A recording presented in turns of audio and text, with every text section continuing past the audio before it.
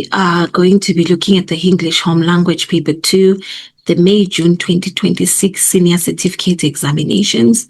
And the mark allocation is always 80 marks and the time is 2.5 hours.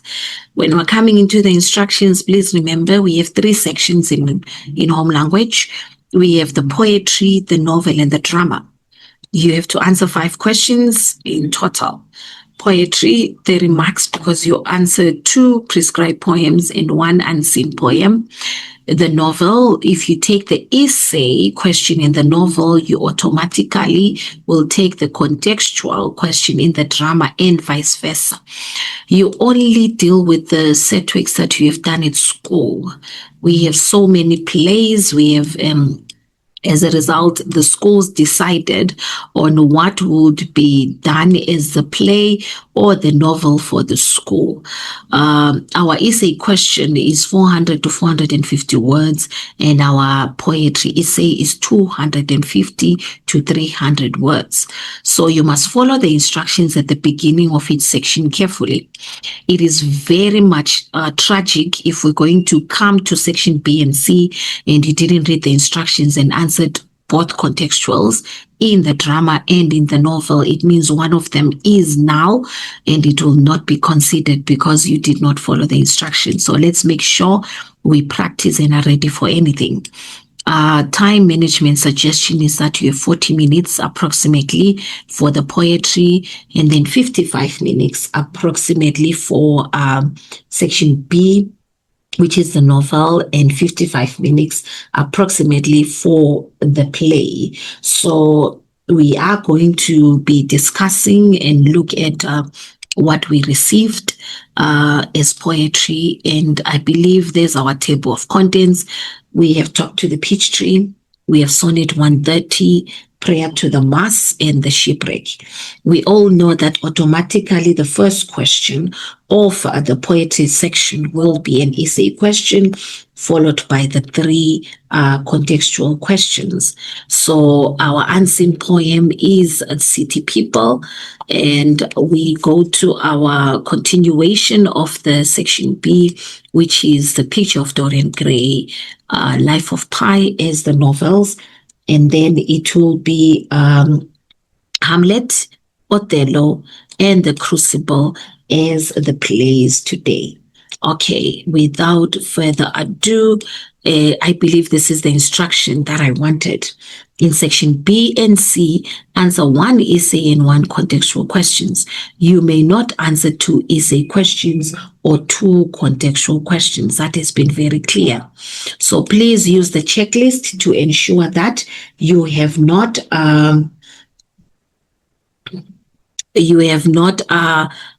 what is this one, done the wrong set work or the wrong questions. So it will be very advisable for you to tick what you have chosen. Did you answer poetry?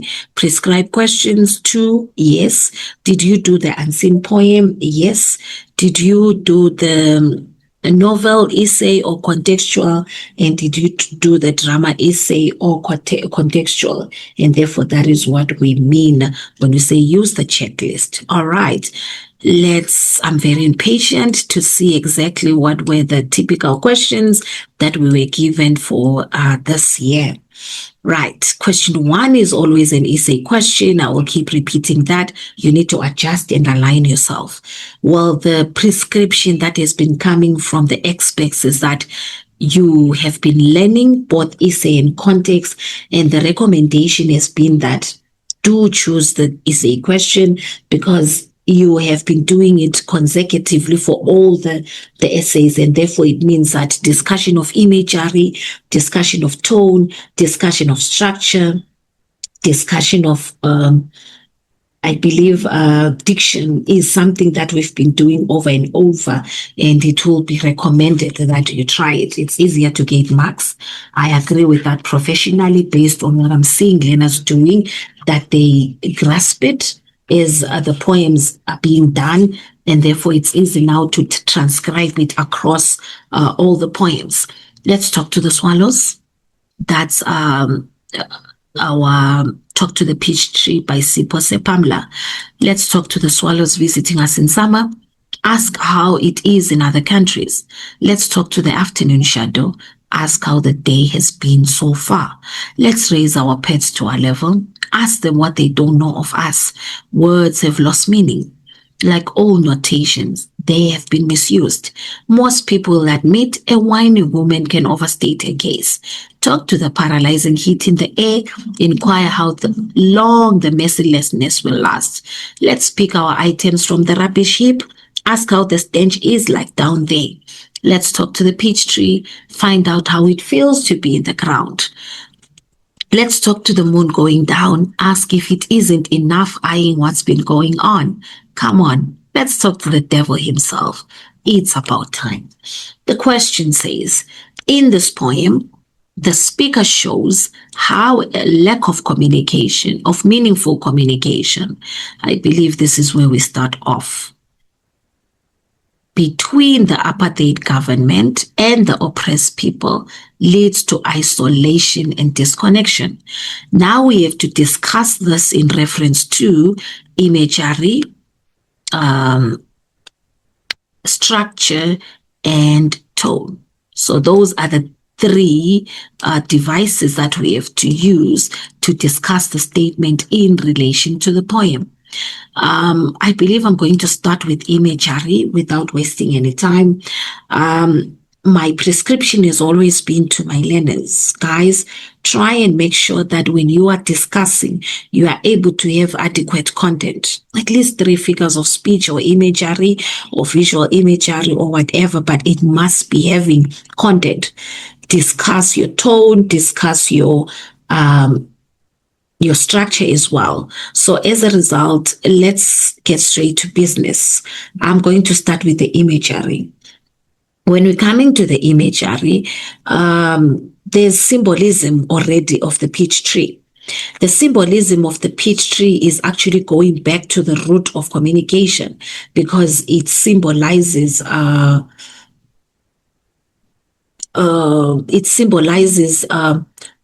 communication. So all means have failed to talk to the apartheid system, and therefore now it means it's a strategy that they are bringing down to say, let's do what we know worked, because the peach trees, remember, used to stand in the middle of a village, and that's where all matters were resolved peacefully. So the peach tree, talking to the peach tree is a symbolism of peaceful talks, sitting down with the oppressor himself and actually finding a solution. So already my first pointer is on the title, which is the symbolism of the peach tree. And therefore it means that's where I start off my first imagery. Talk to the peach tree. So in this instance, it means that the peach tree symbolizes peaceful talks to find a solution. Also, I believe I'm going to talk about the metaphor in line 11 to 12. Paralyzing heat.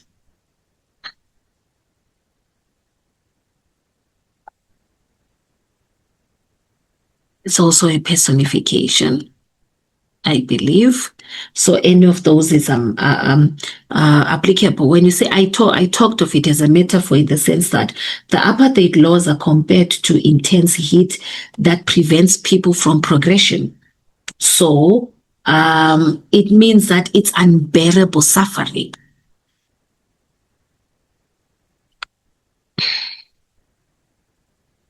And therefore, when we're coming to the unbearable heat, one of the things I will mention is the issue of that the apartheid system has been oppressive on the people. And therefore, it means that they've now been pushed into a state of despair, conditions that are unbearable for them, and therefore they are suffocating. So I'm also on words have lost meaning, like all notations, they've been misused. This was number 2. This is my number 3 discussion. Where we are talking of censorship, this is censorship. Propaganda is what we are talking about. And what has the propaganda done? Talking has become useless. That's why words have lost meaning.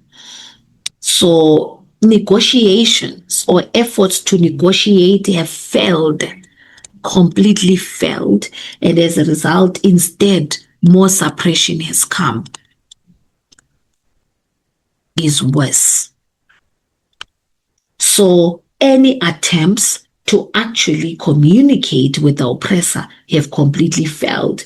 And due to censorship and propaganda, it means that they live in fear. Right. I'm seeing a whining woman as well here. That's my number 4. I believe when we're talking of the whining woman, it's the same complaints have been done of the same thing, the conditions that the oppressors have subjected people of color to, but their plight is ignored. So the whining shows ignorance or being ignored by the apartheid regime. As a result, it means that there has been disconnection between the government and the oppressed people because they are completely ignoring their complaints that they are giving over and over. I'm also on the absurdity that is happening. That will be my number 5. The absurdity of the commands also comes under imagery for me. Talk to the swallows, talk to the peach tree, talk to the pets, the afternoon shadow. This has created isolation. So they will talk to everything else which is inanimate, but they have not been talking to the government. As a result, instead of talking to the government, they've been talking to nature because no one else will listen. The people who are supposed to listen to them are the government, but instead they tend to nature. Talk to the rubbish heap. That's what they've been subjected to, which is the segregation that has happened. How it feels to be on the ground. Stench is like down there. Segregation has actually caused isolation for the Black oppressed people. And as a result, they've now opted to talk to nature because they failed to talk to their government. So as I'm speaking, I believe these are examples of what we mean by saying you have a lot to say. You now choose your own and say, I'm going to use this and I'm going to use that, and you'll be fine. If I look at the structure, very well, we are talking about the issue that it is a free verse poem, which has enjambment, short lines, disjointed. On that own, that shows the agency of their plight, their frustration, which is pushing to actually talk to the devil at the end of the poem. They've been frustrated for so long. As a result, the lies that they've been subjected to, the segregation, the oppression and suppression has pushed them to an extent that they now are frustrated and longing to break free. They've reached their breaking point, and that is shown by the structure. Due to the isolation and the disconnection brought by the lack of communication between them and the Black and the superiors, which are the apartheid system. When we look at tone, I believe we have a bleeding tone. Why? Yearning for change. They are now bleeding. Let's talk. Come on. We also have a very a mocking tone, due to being dismissed, the whining woman, the rubbish heap, they've been dismissed by the apartheid government for so long, and therefore they mock all that. That shows their anger at being disregarded and therefore not bringing meaningful communication. But finally, I believe there is a pleading tone that shifts, that says, come on, it's about time. So as a result, this is a fully fleshed essay. There is no way that you know your poems and you will fail to actually attempt an essay question, which will bring you now. Imagine a full discussion of imagery, structure, and tone. It means that you are sailing through in the exam. Right, let's go to question 2, Sonnet 130. My mistress's eyes are nothing like the sun. Coral is far more red than ellipsis red. If snow be white, why then her breasts are done? If hairs be wires, black wires grow on her head. I have seen roses damask red and white, but no such roses see I in her cheeks. And in some perfumes is there more delight than in the breath that from my mistress reeks.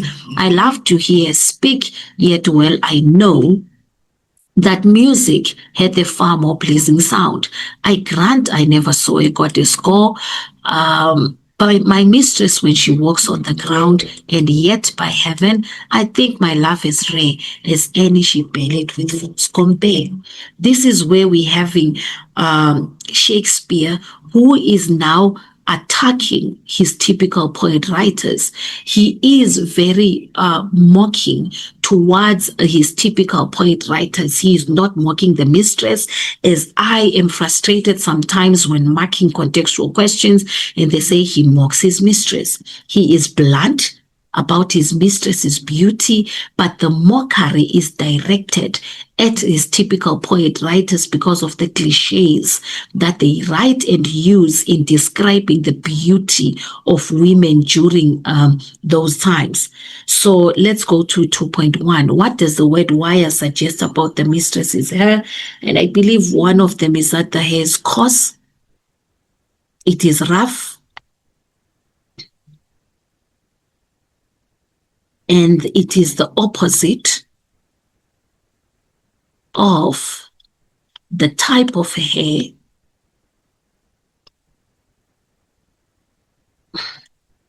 that is expected a female to have. It is not soft or silky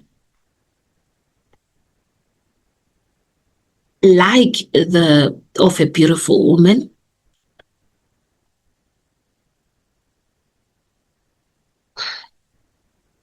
Prescribed by typical poets.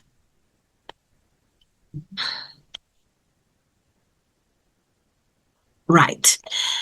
Refer to lines 9 to 10. Explain the view presented by the speaker. He's very blunt. I love to hear it speak, but yet, well, I know that music had a far more pleasing sound. He's very honest. Why?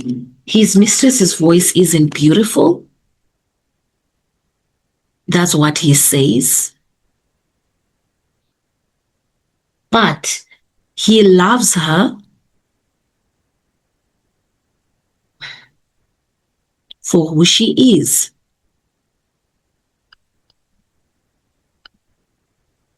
Identify the figure of speech. I grant I never saw a goddess go. I believe I'm seeing it as a negative simile, but I'm also seeing it as an allusion to a goddess. So I'm going to actually touch on both. On the negative simile, I believe he mockingly compares his mistress to a goddess who glides and floats, but his mistress walks like an ordinary person. That's on the negative simile. But when we're talking of an allusion, he brings a goddess, which is a mythical object, and therefore it means that the mistress does not walk like a goddess at all, does not float, does not glide, but actually she steps on the ground and walks like an ordinary person. So I believe I touched on both of them and gave the 2 marks. Whether it's a negative simile or an allusion, those are the possibilities that I am seeing at the moment. The speaker agrees with the cliche, beauty is in the eyes of the beholder. Do you agree with the statement? Justify your response with reference to the poem, it says. I believe one of the things is Shakespeare, the poet, has actually exposed all the mistress's flaws.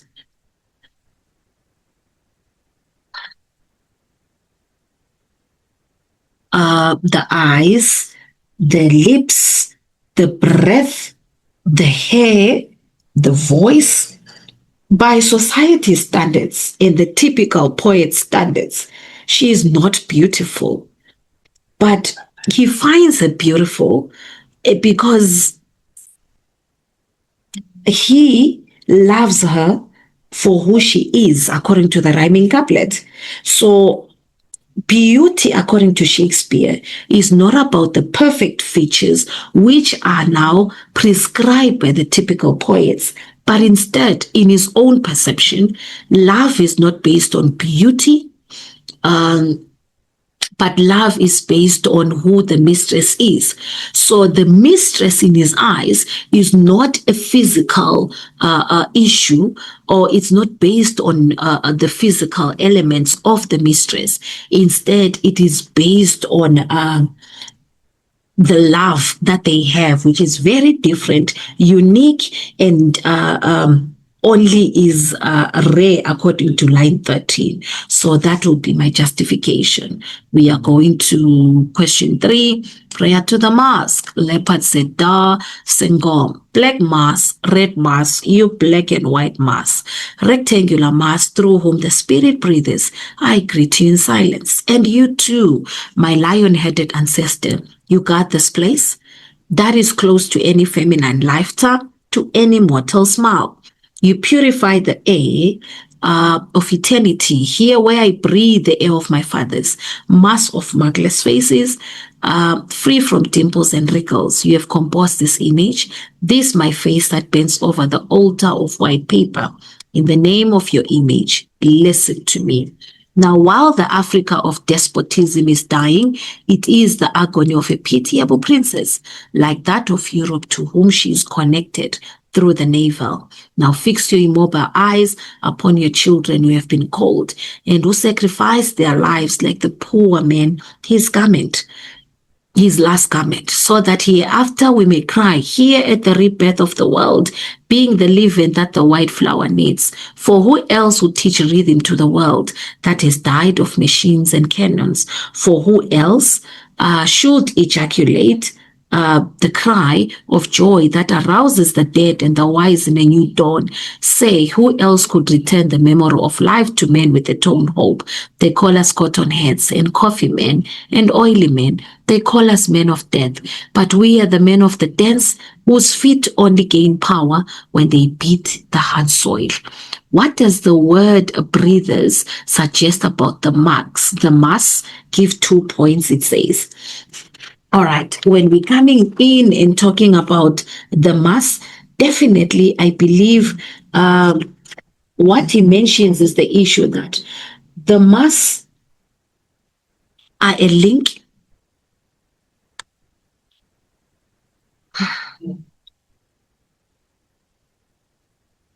or a channel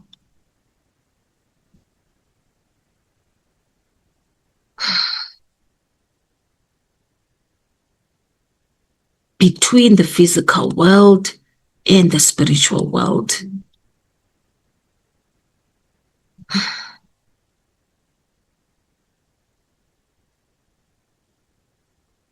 All right. The other thing, I believe they're a medium between the ancestors in the afterlife and the living world. So figuratively, the ancestors breathe through the mask, So that the masks are a spirit of the ancestors that links them to the living. I believe any of those is a possibility. You guard this place with any mortal smile that is close to any feminine laughter or to any mortal smile. And then it says, describe the atmosphere in this place. Well, the issue of respect comes in. Sacred, respectful, or respectable. Is it respectful or respectable? Okay.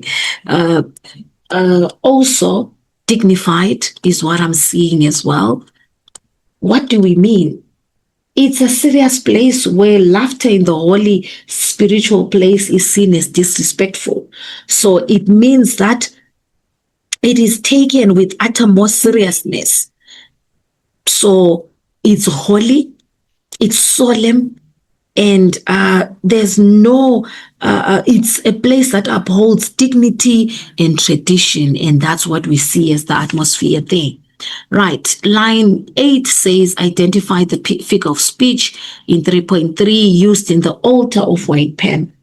I definitely am seeing it as a metaphor. I will explain as 3.32 in the sense that it compares the poet's writing paper to a sacred altar. So for me, it's a comparison of white paper and the altar. And as a result, it means that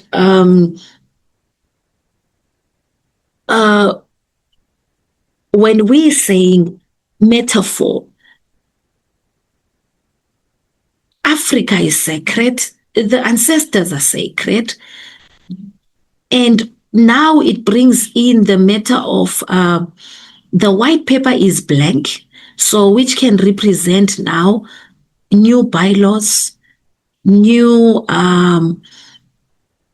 legislation, which he feels is a part of colonialism and has now wiped away Africa's identity. So as a result, Africa's spiritual power has been replaced by empty colonial rules, and therefore that's where we see it as a metaphor. The altar is a sacred place, which also is represented by the ancestors and the mass. But the white paper, I believe, which will be his writing, and the new colonial laws are what are now wiping away Africa's identity and its spiritual power. And that's where I saw it as a metaphor. The speaker believes that the people of Africa will be a driving force for change in the world. Do you agree? Well, I am very passionate about this poem in the sense that we resonate with it, but I do agree. But it says with reference to line 12 to 17. So I'm going to take us back to the poem, and I'm going to be looking at the lines that are relevant for me. Now, one of the things that are coming up is people of Africa will be a driving force. The issue of sacrifice, that is in line 13.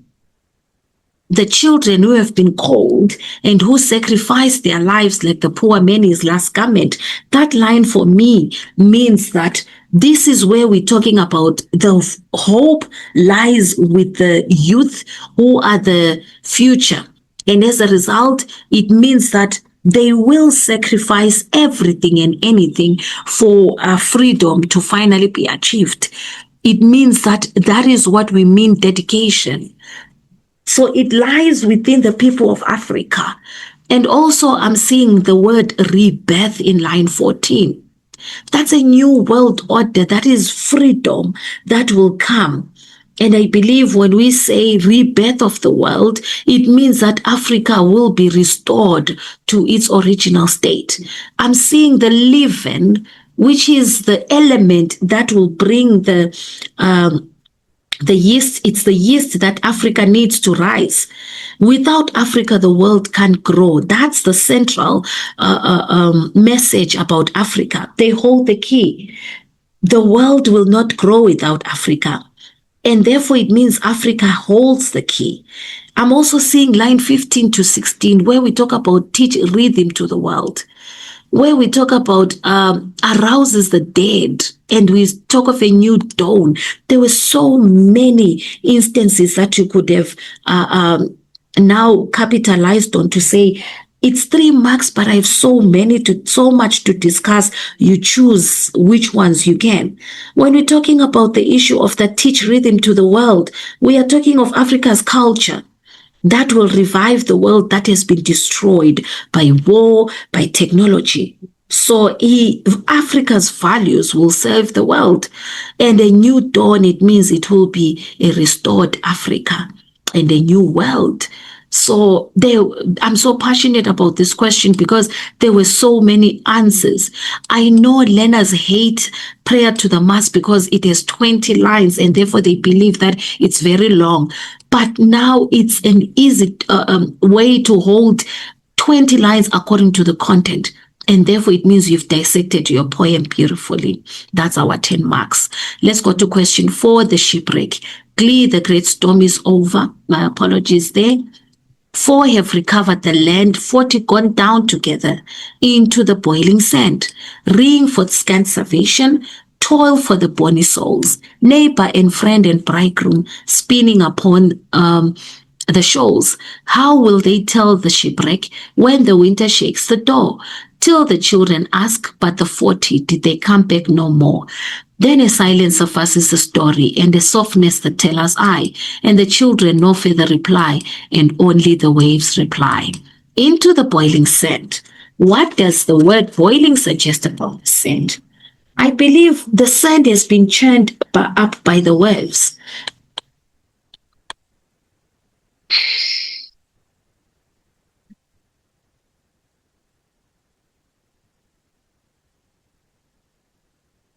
And therefore, this is due to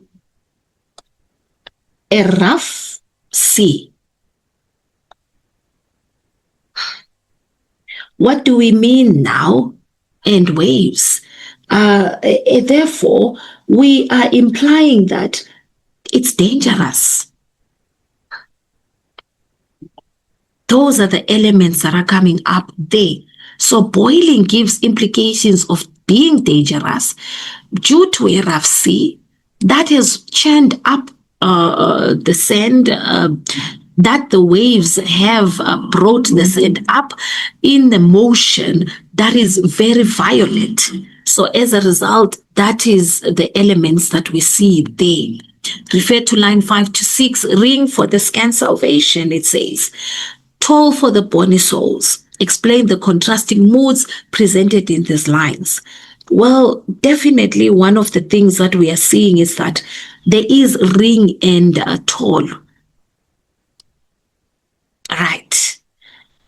We definitely have a celebratory mood, which is brought by the what is this one? The relief of 4 survivors. Can I just add something there? Power of nature is what I also see as I'm coming down. Sorry about that.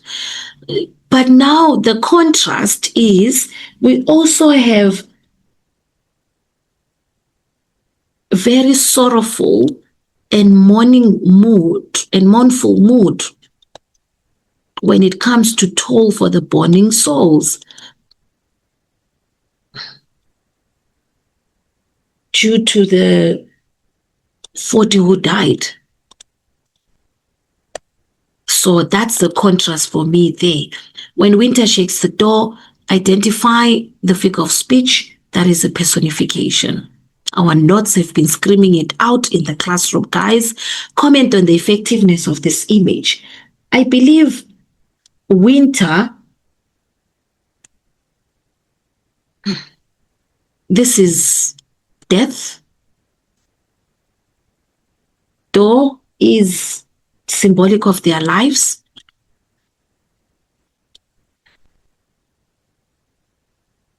And therefore, in this instance, we are talking of the image is very effective because it shows the time passing, but a lasting memory of that winter, which is the grief that returns every year, to remind the community of the tragedy of the 40 lives lost. So as a result, we are talking about the winter, which is the death of 40 people, will always be knocking on their doors and reminding them of the tragedy that has happened. And that is the image. Question 4.4, the speaker highlights the far-reaching consequences of natural disasters. Do you agree? Loss of lives is what we are talking about. When we say consequences of natural disasters, we are talking of the shipwreck bringing loss of 40 lives. That's the first point for me there. So my answers are going to actually be very clear that it's an agreement. Loss of relationships in stanza 2, where we are talking of a bride, a groom leaving a bride in distress. We are talking about a neighbor, a friend, bony souls. So we have loss of relationships whereby they lose family members and friends. That's my second point. Thirdly, the impact on the children is very clear, whereby the future, who are the children, will still have unanswered questions and still look at the sea that is holding the answers to why the tragedy happened. And therefore, the lasting grief is where we see the consequences of natural disasters. That's our 10 mark. That's our prescribed poetry. We are now going to unseen poetry. City People by Ellen, and that says, I saw an old man in a worn suit with a cross on the lapel sitting in a park waiting for the end of the world. I saw a woman who smelled rich, who talked without meaning, who went shopping every Wednesday. I saw a girl looking for truth, propping the cracks in the pavement. I saw a doctor who did not care. I saw a lawyer with sense for eyes. I saw a cruel man. I saw a kind man. And all these people meant something to somebody. But where is my truth? What do I mean? Refer to line 7 to 10, which says, I saw a woman who smelled rich, who talked without meaning, who went shopping every Wednesday. Explain what impression is created of the woman in these lines. Very materialistic. Every Wednesday, shopping every Wednesday. Oh my gosh, definitely it will be materialistic as we are coming in there. Okay. Right, come on. Now it's, let me try it this way. Right. Materialistic, shallow is what I'm seeing. Why?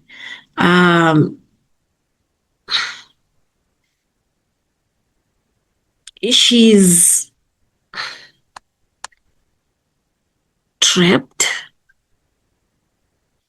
in a routine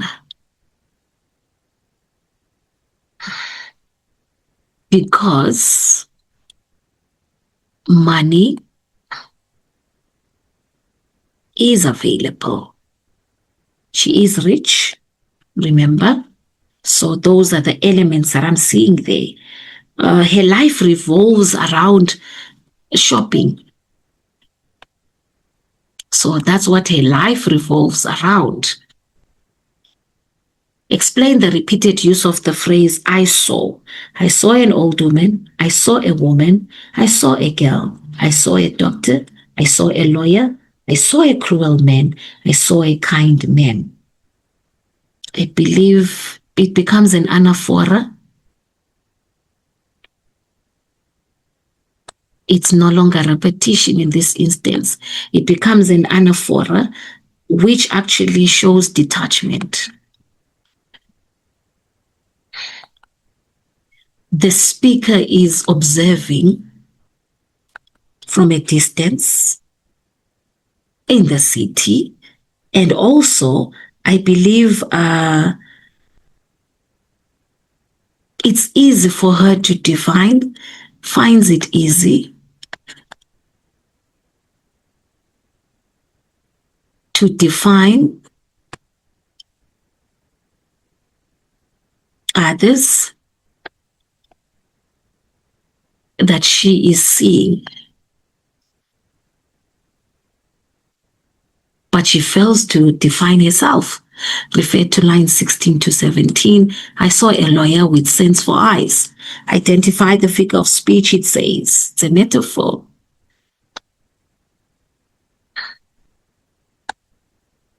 The lawyer's eyes are compared to sense.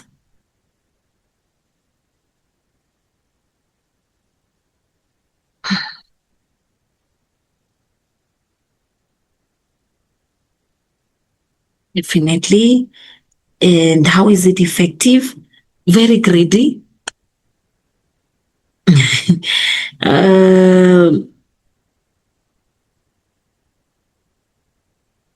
Inhuman. Yet he is supposed to represent and work for people. And as a result, this becomes a shocking truth or realization.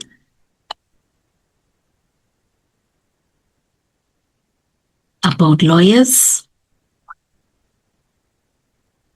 Okay. Critically discuss how these lines contribute to the central message of the poem, line 20 to 23. And all these people meant something to somebody. But where is my truth? What do I mean? All right. One of the things that we're going to talk about is the issue of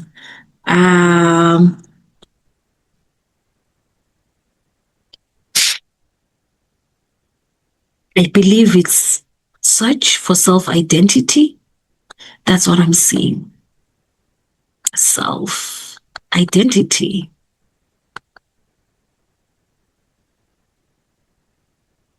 That's what I'm seeing as the central message. And therefore, how do these lines convey? Every person has an identity based on others. Can easily give identity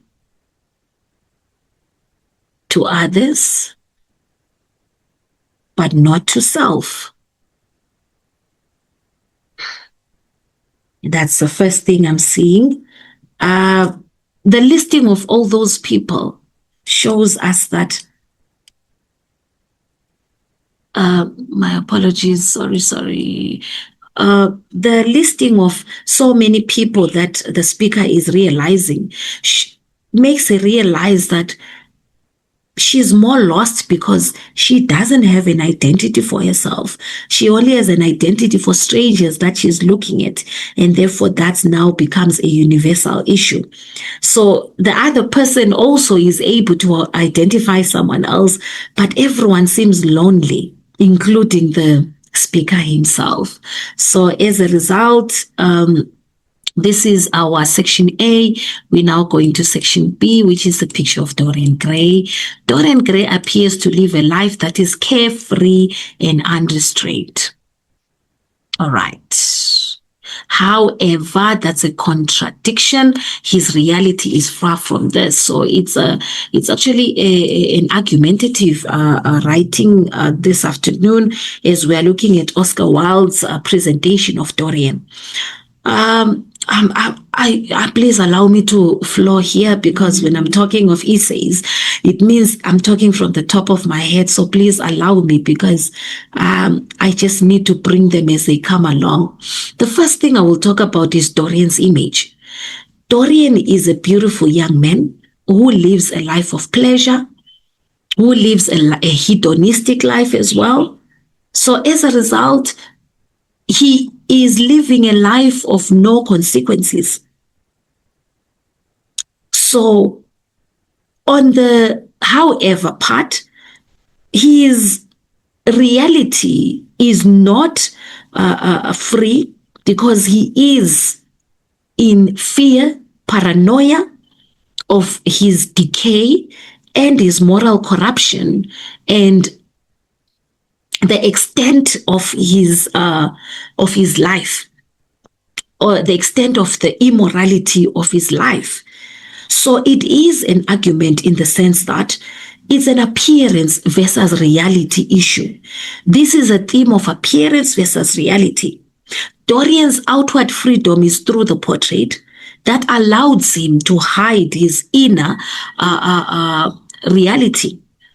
He is enslaved to sin. That's his reality.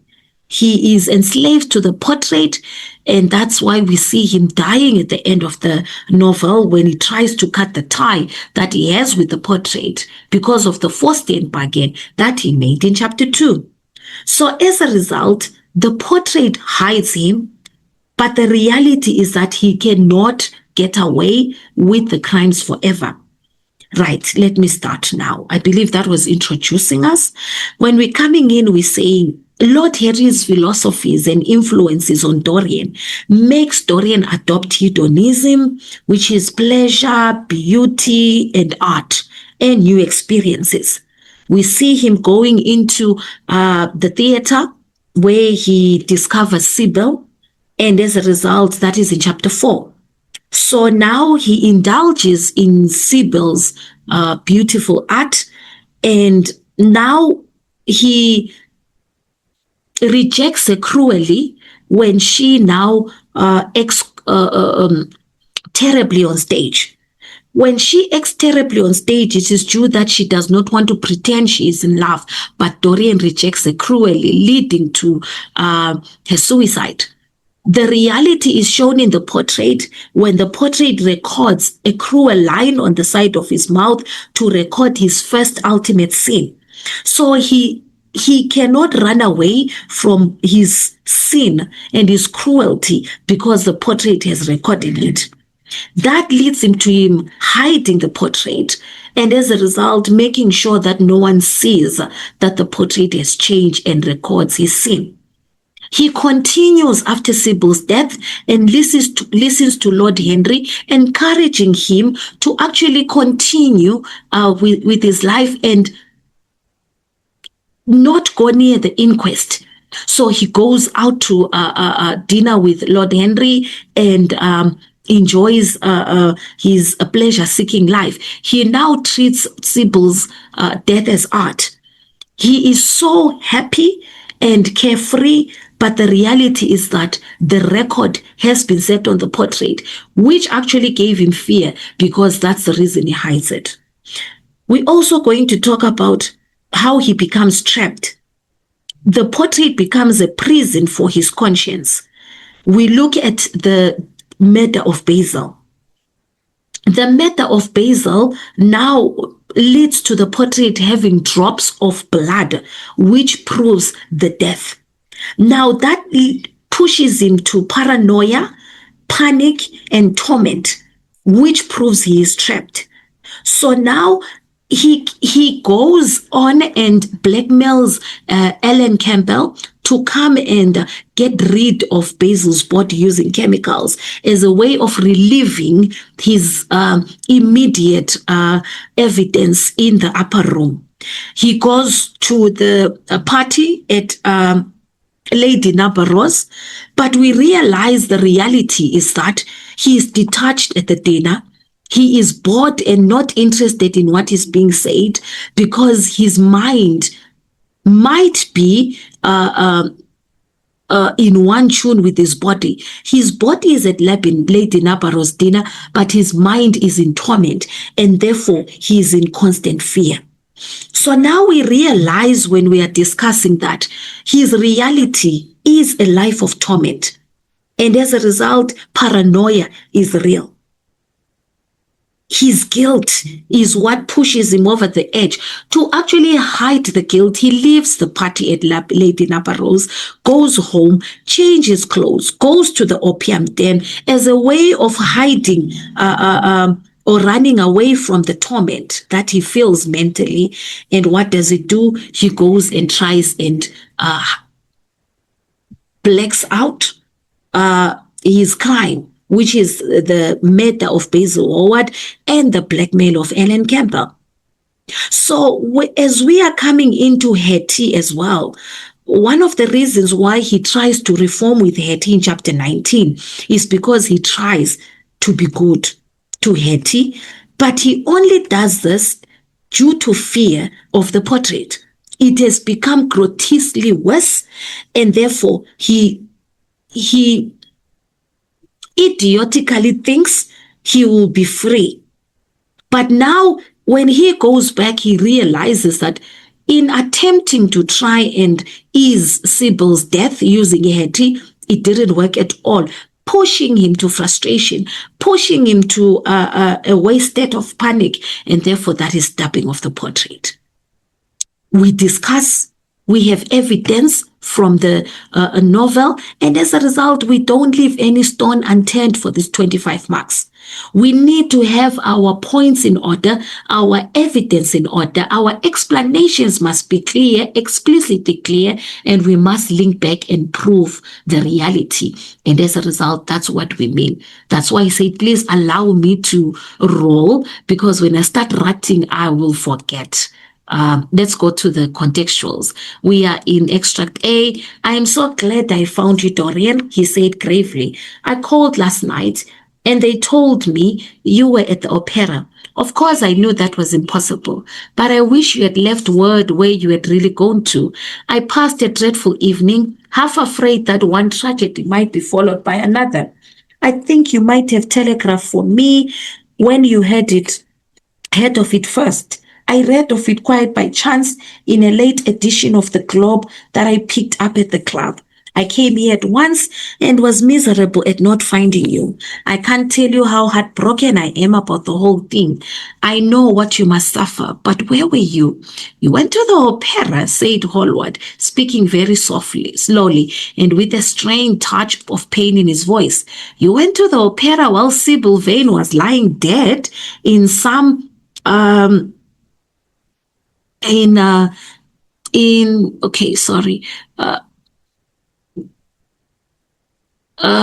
in some sordid lodging. You can talk to me of other women being charming and of Patty singing divinely before the girl you loved as if in the quiet of a grave to sleep in.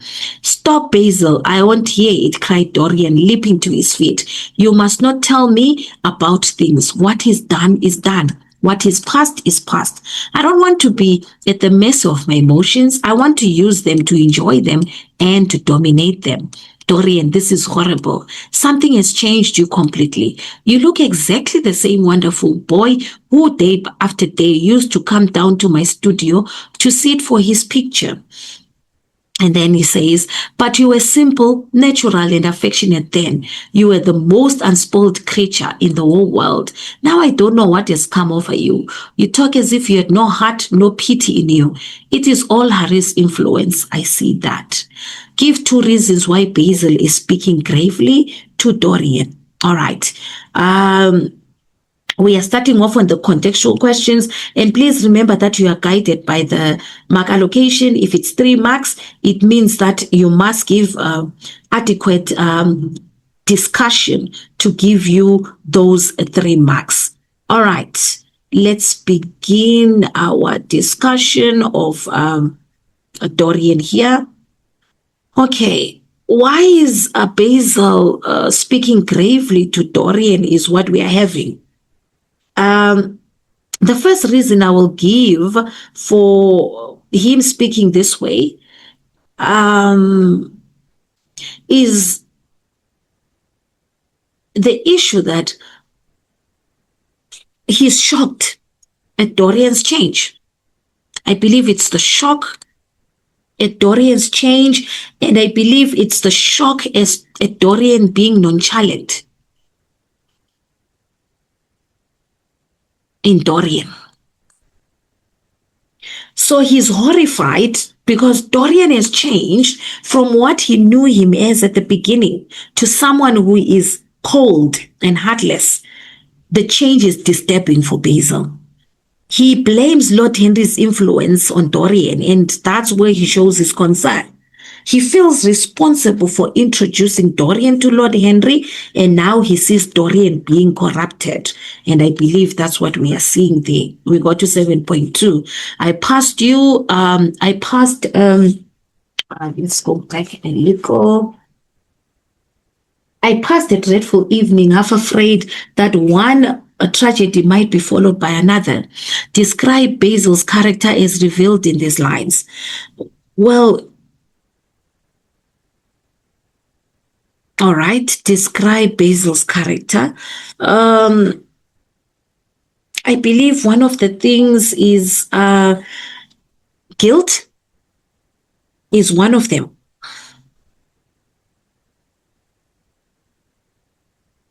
I believe care is another one. He has a strong reasoning of seeing Lord Henry as a corrupting influence. And I believe nostalgic is going to come in here. He remembers the old Dorian. And he values the innocence that he knew in Dorian before Lord Henry's influence. So that's what I'm seeing there. Explain the difference between Dorian and Sibyl's lifestyle. Well, definitely it will be the social classes. It will be the social classes here. 1, Dorian is rich, belongs to the aristocracy, lives in luxury, but Sibyl is poor and acts in a cheap theater to survive. I believe the purpose also of their lives. Life purposes also differ here.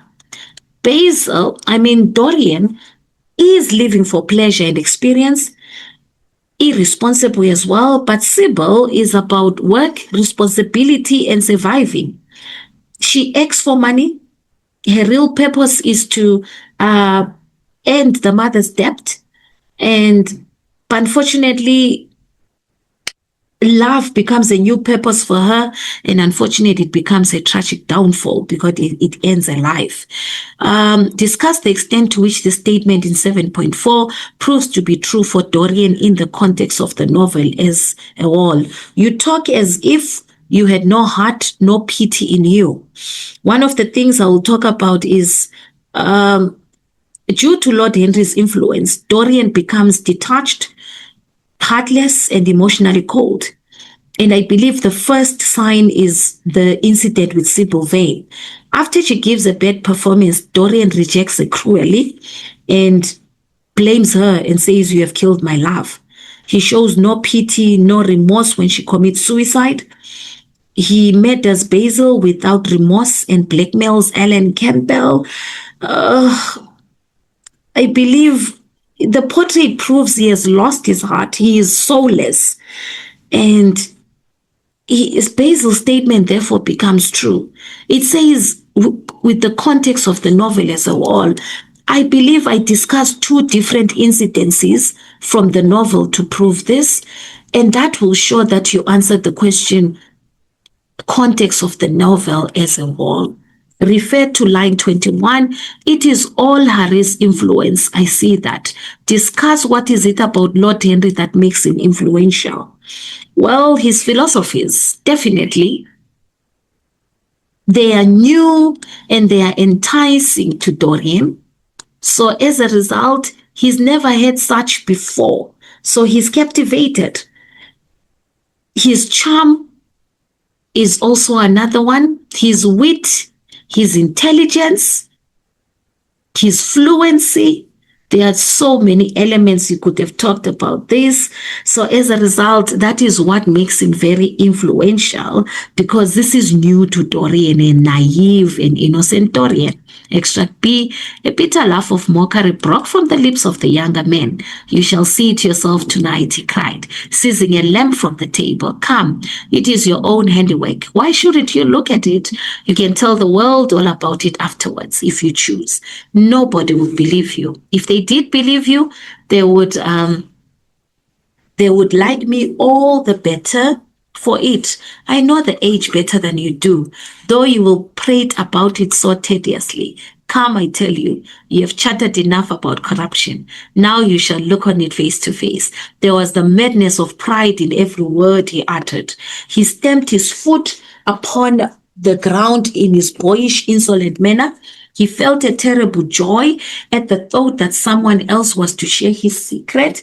And that the man who had painted the portrait that was the origin of all his shame was to be burdened for the rest of his life with a hideous memory of what he had done.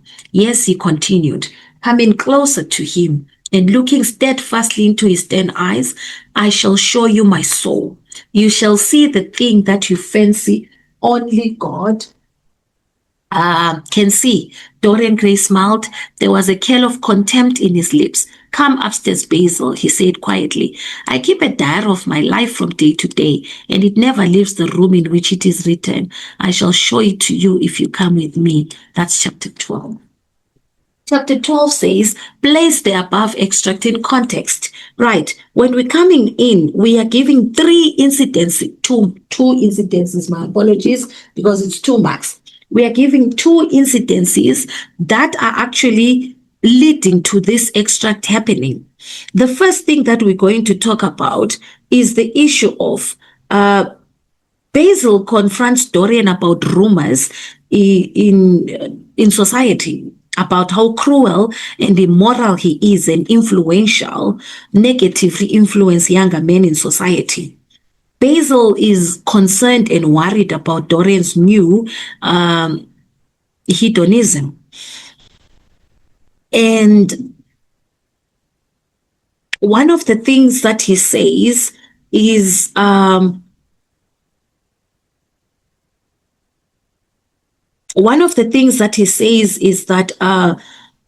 he doesn't believe that this is what is this one? This is true. So Dorian must confirm. But Dorian refuses and decides to prove Basil wrong by showing him the portrait. So as a result, the confrontation is the extract in context. The rumors and Dorian being begged to confirm is what we are giving as our 2 marks there. Refer to line 1 to 3, it says, explain how these lines influence your response to Dorian at this stage of the novel. One of the things I will talk about is the issue of that we end up despising Dorian in the sense that the mockery is what makes us hate him. He shows cruelty and he shows lack of remorse. Calling Basil's masterpiece his own handiwork is sarcastic nonetheless, and therefore that proves that he blames Basil for his corruption and finds no blame in himself. So at this stage, we realize that Dorian is fully evil and hedonistic. We don't have pity for him, but we only have hate and disgust for what he has become. 7.8 discuss the irony in these lines. It says that the man, I believe it says, line 7 to 8, it says,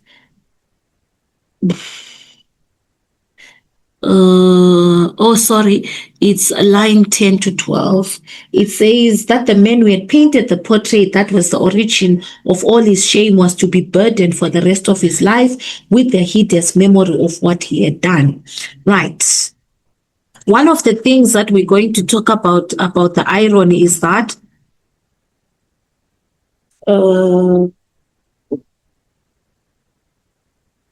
with the hideous memory of what he has done. One of the things it does is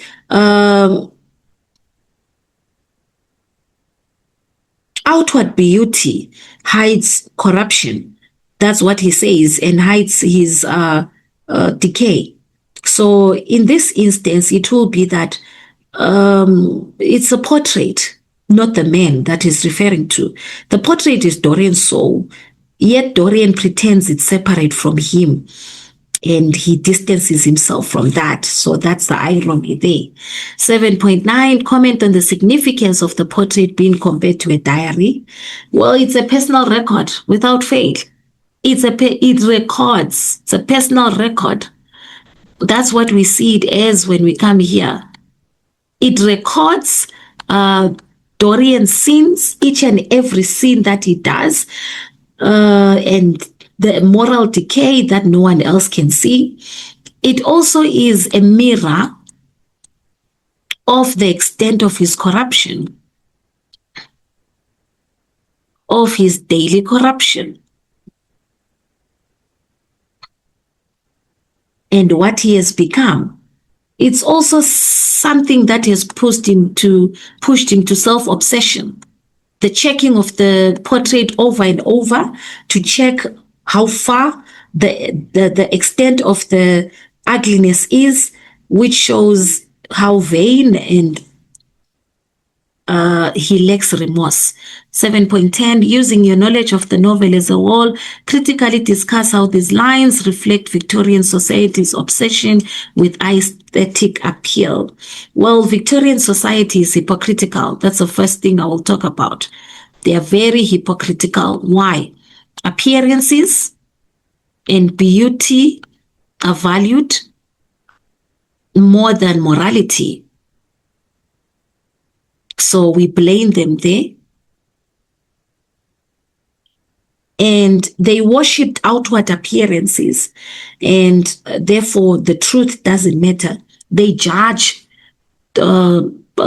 society judges by the surface.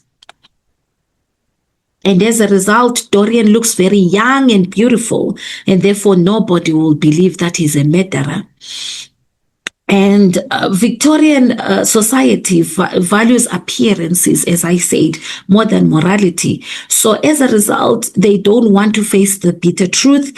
They are obsessed with aestheticism, and therefore this obsession proves dangerous because it allows Dorian to sin, though he still looks perfect and is protected by his beauty. That's our picture of Dorian Gray, 25 marks. Right, we are on Life of Pi, which is the essay question.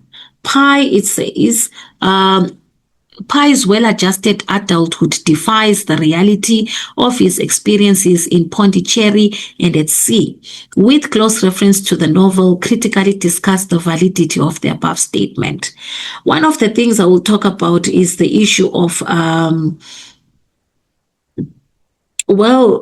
Pi is an adult who has become a university professor, who has become a father and a husband, seems to have defied the horror of his childhood and the 227 days at sea.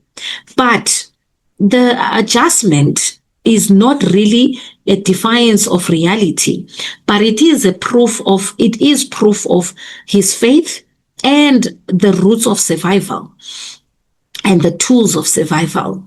Is calm as an adult, but his calmness exists because of his trauma, not that he's in denial of it. Well, the first thing that we talk about is the trauma and horror, which are the reality of his experiences. His experiences at the sea were real. He witnessed, when he was at Pondicherry, he witnessed animals killing each other at the zoo.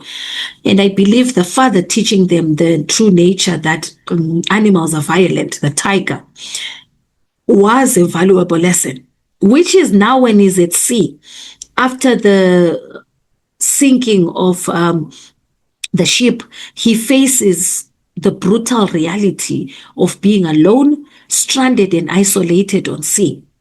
As a result, that's where the darkness comes in, which remains as his trauma.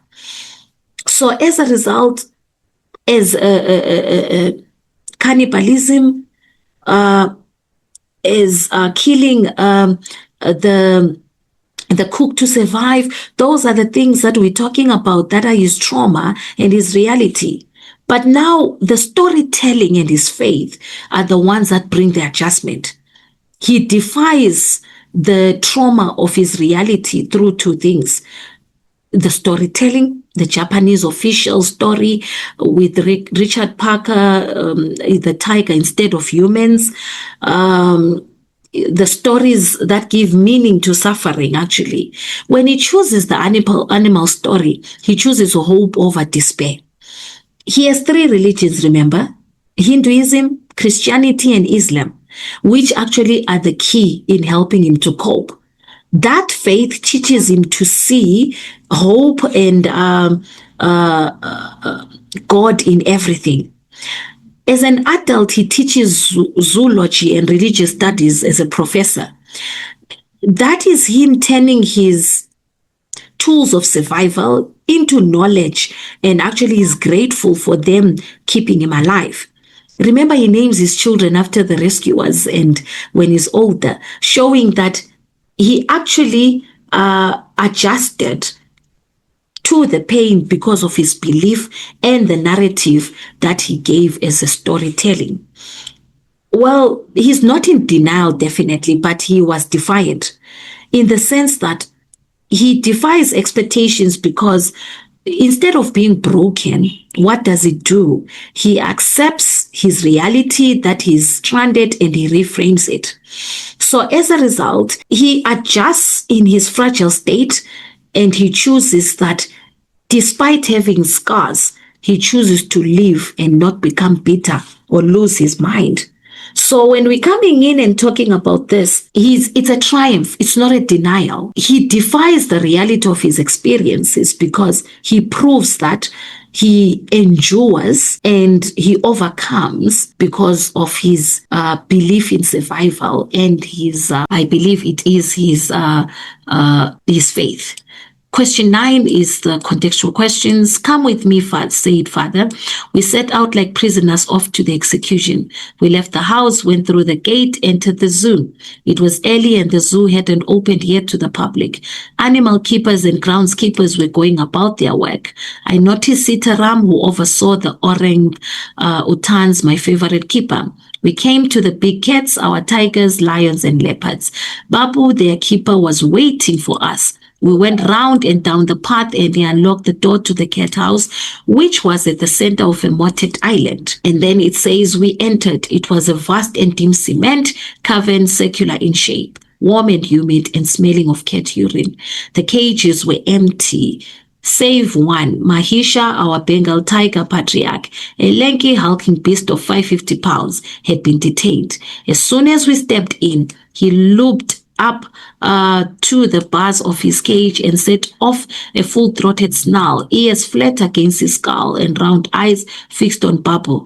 The sound was so loud and fierce it seemed to shake the whole cat house. My knees started quaking. I got close to mother. She was trembling too. Even father seemed to pause and steady himself. Tigers are very dangerous, father shouted.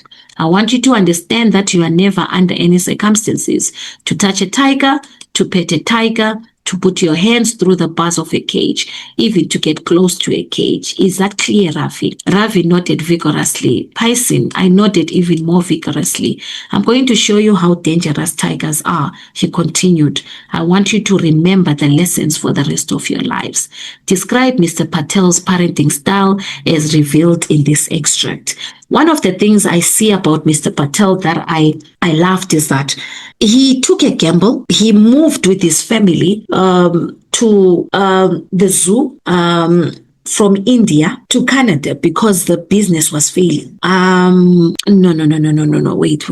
What am I saying? One of the, sorry guys. One of the things I'm going to talk about is he is very strict. He has tough love. He actually uses reality to instill discipline in the boys when it comes to the animals. He believes children must be realistic when it comes to the zoo and that animals are a danger.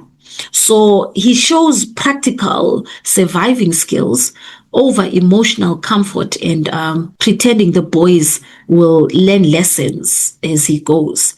Refer to line 5. By referring to later events, state what happens to orange juice, the orangutan.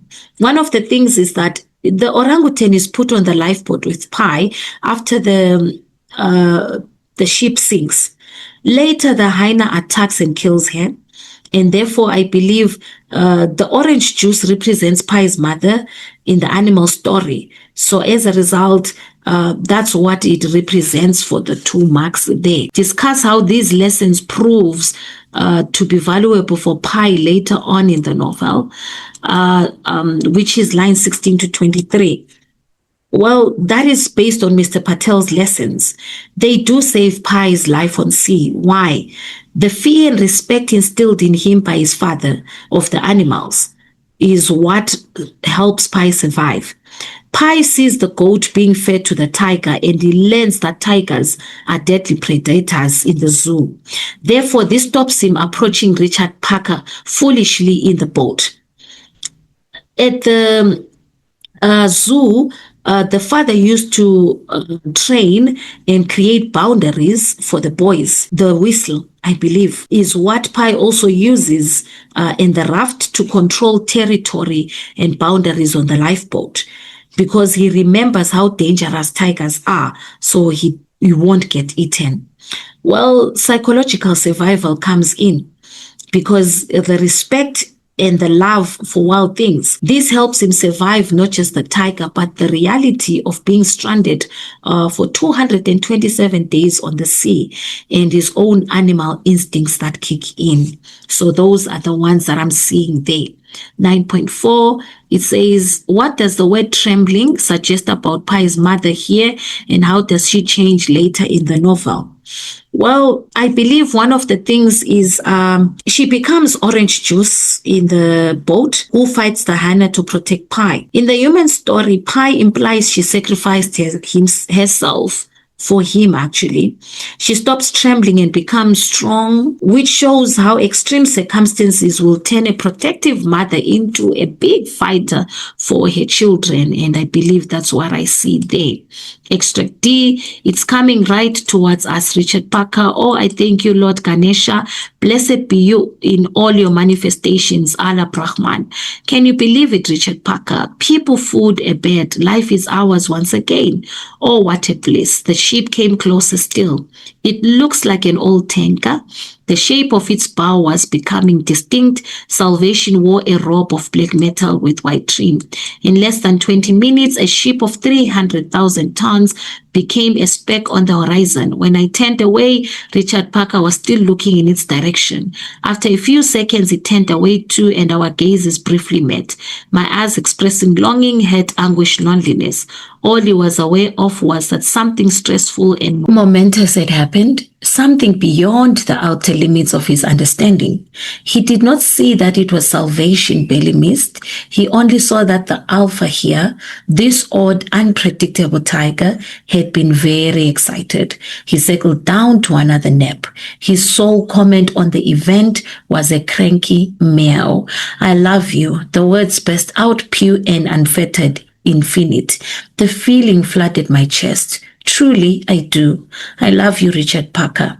If I didn't have you now, I don't know what I will do. I don't think I will make it. No, I wouldn't. I will die of hopelessness. Don't give up, Richard Parker. Don't give up. I'll get you to land. I promise. I promise. The extract is coming from chapter 86. Right, our contextual questions are starting from 9.5, and it says, refer to lines 13 to 14, where it says, he settled down to another nap. His sole comment on the event was a cranky meow. Give 2 reasons, it says, for Richard Parker's reaction in these lines. Right. The reaction is can be based on the following reasons. He is now portraying animalistic tendencies.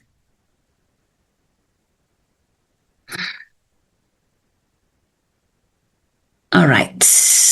Richard Parker's reaction in these lines, I'm going to start here. His animalistic tendencies are one of the reasons.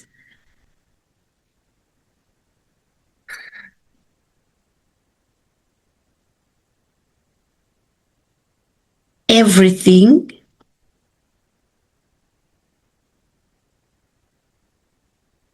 is normal to him. He does not feel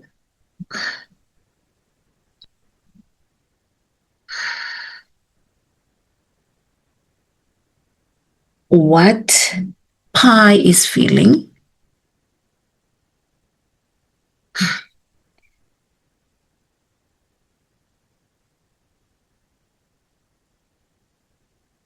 And thus,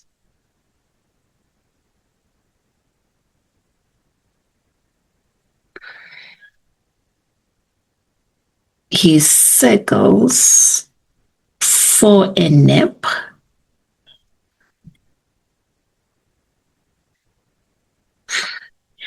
When we are understanding the difference between Richard Parker and Pi, is that Pi is feeling despair, and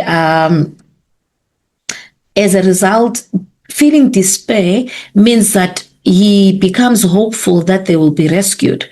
But animals do not have the same instincts, because the only instincts they have is the animalistic ones.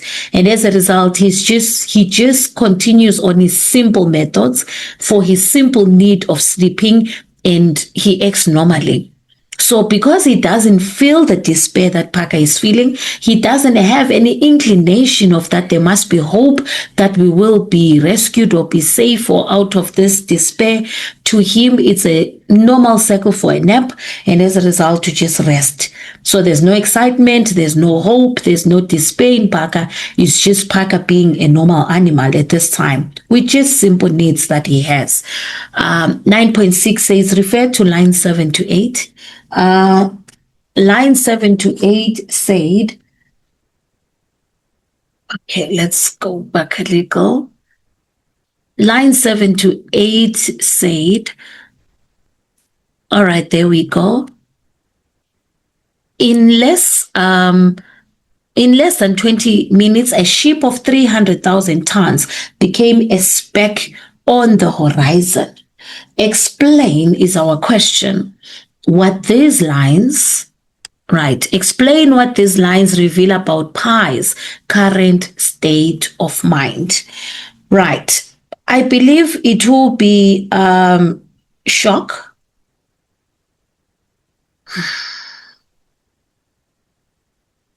to the fact that the ship passed him.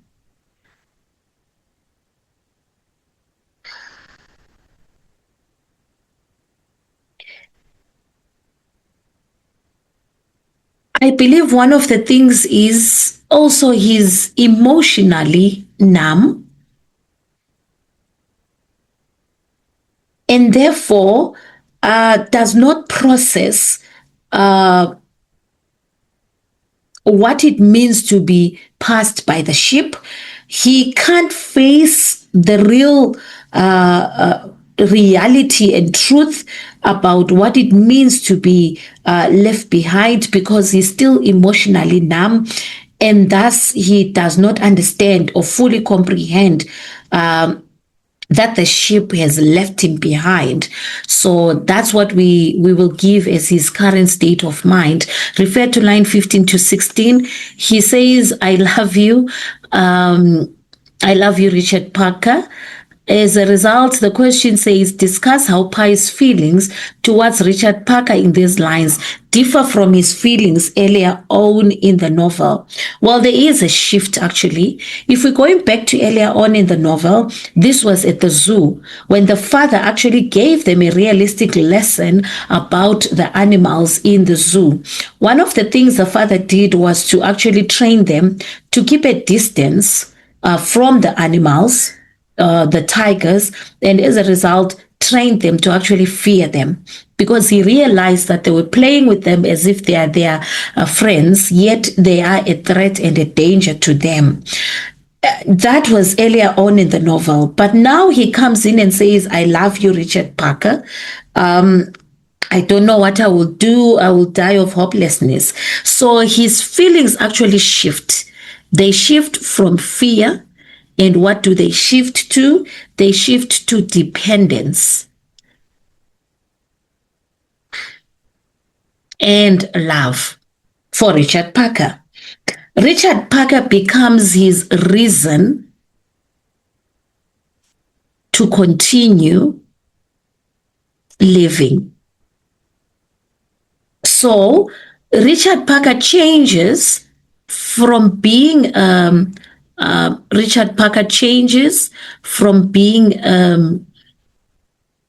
threat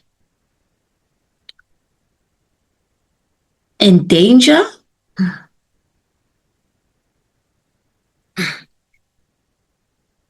to a companion as he becomes his alpha in the fight for survival on the sea. 9.8, based on your knowledge of the novel as a whole, discuss why Richard Parker regards Pi as the alpha in line 12. I believe there are 3 reasons that we're going to do. One of the reasons is that Pi controls territory.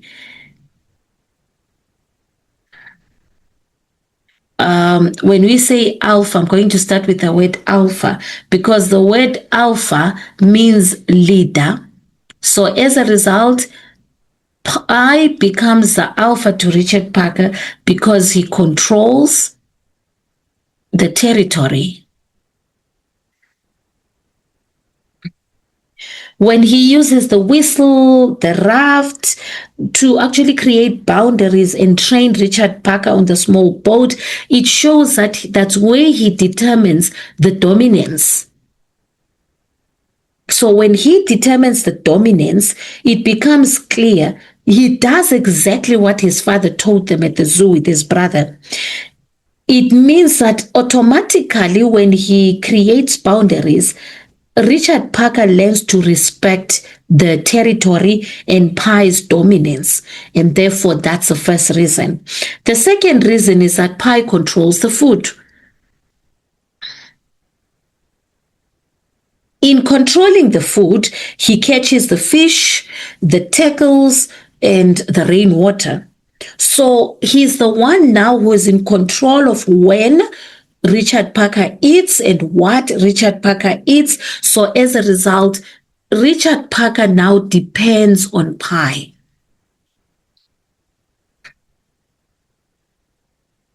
The other reason, because it's a 3-mark question, is that Pi is the one who actually provides the purpose to Richard Parker on the survival technique.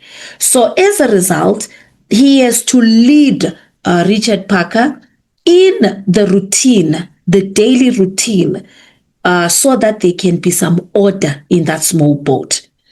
Pi is the one who has the planning, the brains to plan, the intelligence to actually devise how to survive, and actually is the one who controls their hope on survival. So in simple terms, he is the provider and is the leader for Richard Parker, and as a result, he's the one who gives him purpose. That becomes our 3 marks. 9.9 says, refer to line 16 to 18. If I didn't have you now, I don't know what I will do. I don't think I will make it, he says. No, I wouldn't. I will die of hopelessness. Don't give up, Richard Parker. Don't give up. I'll get you to land. I promise. I promise. Comment on the significance of these lines in relation to the human story. Right. The human version of the story is, remember, Richard Parker, there is the cook or there's Pi's animal side. So if we're going to talk about this, it's to understand that the relation to the human story is that Pi needed his animal instincts to survive. So the animal instincts were a need.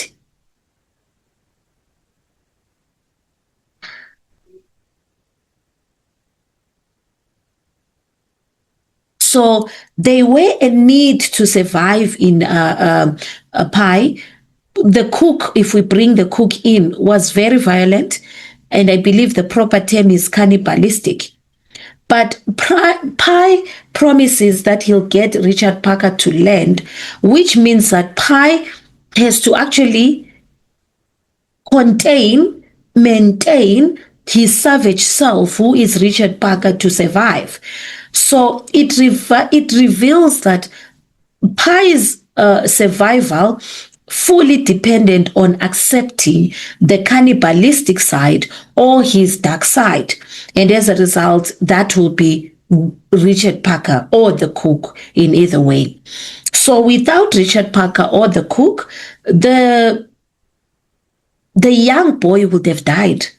So as a result, it means that Richard Parker is an intrinsic part of Pi in this need for survival, because he contains both his own self and also infused with that brutal animal instinct side. It actually makes him survive at sea. Lines 9 to 10 says, refer to line 1 to 2. Or I believe it says, I thank you, Lord Ganesha, blessed be you in all your manifestations, Allah Brahman. And then the question said, using your knowledge of the novel as a whole, critically discuss the importance of faith in Pi's life. This has come through in many question papers because it comes just rephrased differently, but it is one of the key themes in the novel, and that's why I believe it will reoccur once in a while, but rephrased and changed in a way, but still the same gist in the question, to say what is the role and the importance of faith in Pi's life. One of the things that it does, it gives him hope. Faith becomes his hope, in the sense that he uses all three religions to find meaning. So as a result, he believes that God will make a plan. So he keeps praying and fighting. So when he uses all his three religions, when he says Lord Ganesha, when he also says, blessed be you in all your manifestations, Allah Brahman, he calls on his religions to find some meaning and purpose. So it's plus meaning plus purpose. So those are the elements that shows the importance of faith in Pi's life. Faith is the one that actually stops him from despair, from committing suicide, and as a result, to actually believe that he will be rescued and he will get out of this situation. The faith also on the boat, if we realize, is the one that gives him direction on his daily routines.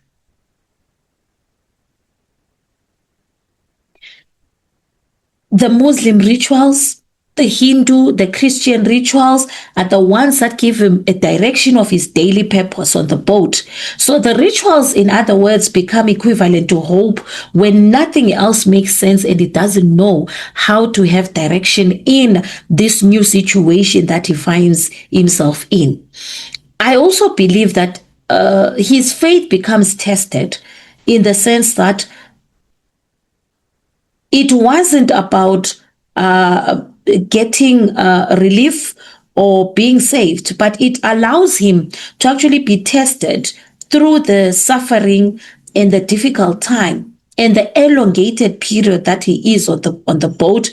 So as a result, it actually disciplines him psychologically to believe that life has a meaning, even though he's in despair and it seems as if his God or Allah is in absenteeism. It saves him to become sane and remain sane. So as a result, it actually gives him a purpose to survive, to live, against choosing an option of dying at sea. And therefore, it does faith does play an intrinsic part in his life when he is in the boat, and his three religions are the ones that actually sail him through. We have come to the end of our section B, which is also 25 marks. When we come to section C, which is our plays, remember we do different set works, but we're going to just have discussions on the Shakespeare play and both Shakespearean plays and the Crucible. Right, our question 10 is coming from Hamlet, and it says, Claudius's desire for power has a negative impact on many characters in the play. Critically discuss the extent to which you agree with the above statement. Make reference to a minimum of 3 characters is the instruction that we are given. So let's see where we talk of Claudius's desire for power being seen. One of the Ophelia, we see it on Ophelia without fail. We also see it on Gertrude. We have Ophelia there. We have Gertrude also coming in. And I believe we have Hamlet as well, is relevant today. We are coming in and going to discuss the 3 characters that we have chosen, where we see the impact, the negative impact of Claudius's desire for power on those 3 characters. The first thing we're going to talk about is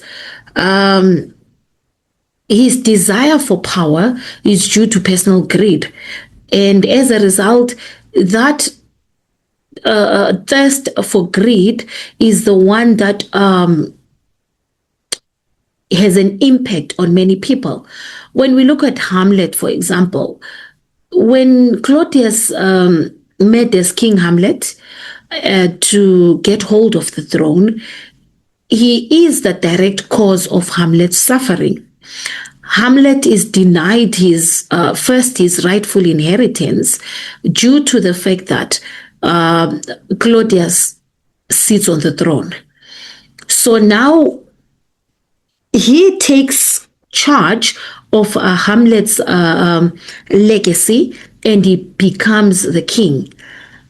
Claudius's thirst for power is the one that leads Hamlet now to decide to go into what we call an antic disposition after his confrontation and his conversation with the ghost that makes him aware that Claudius is responsible for its death.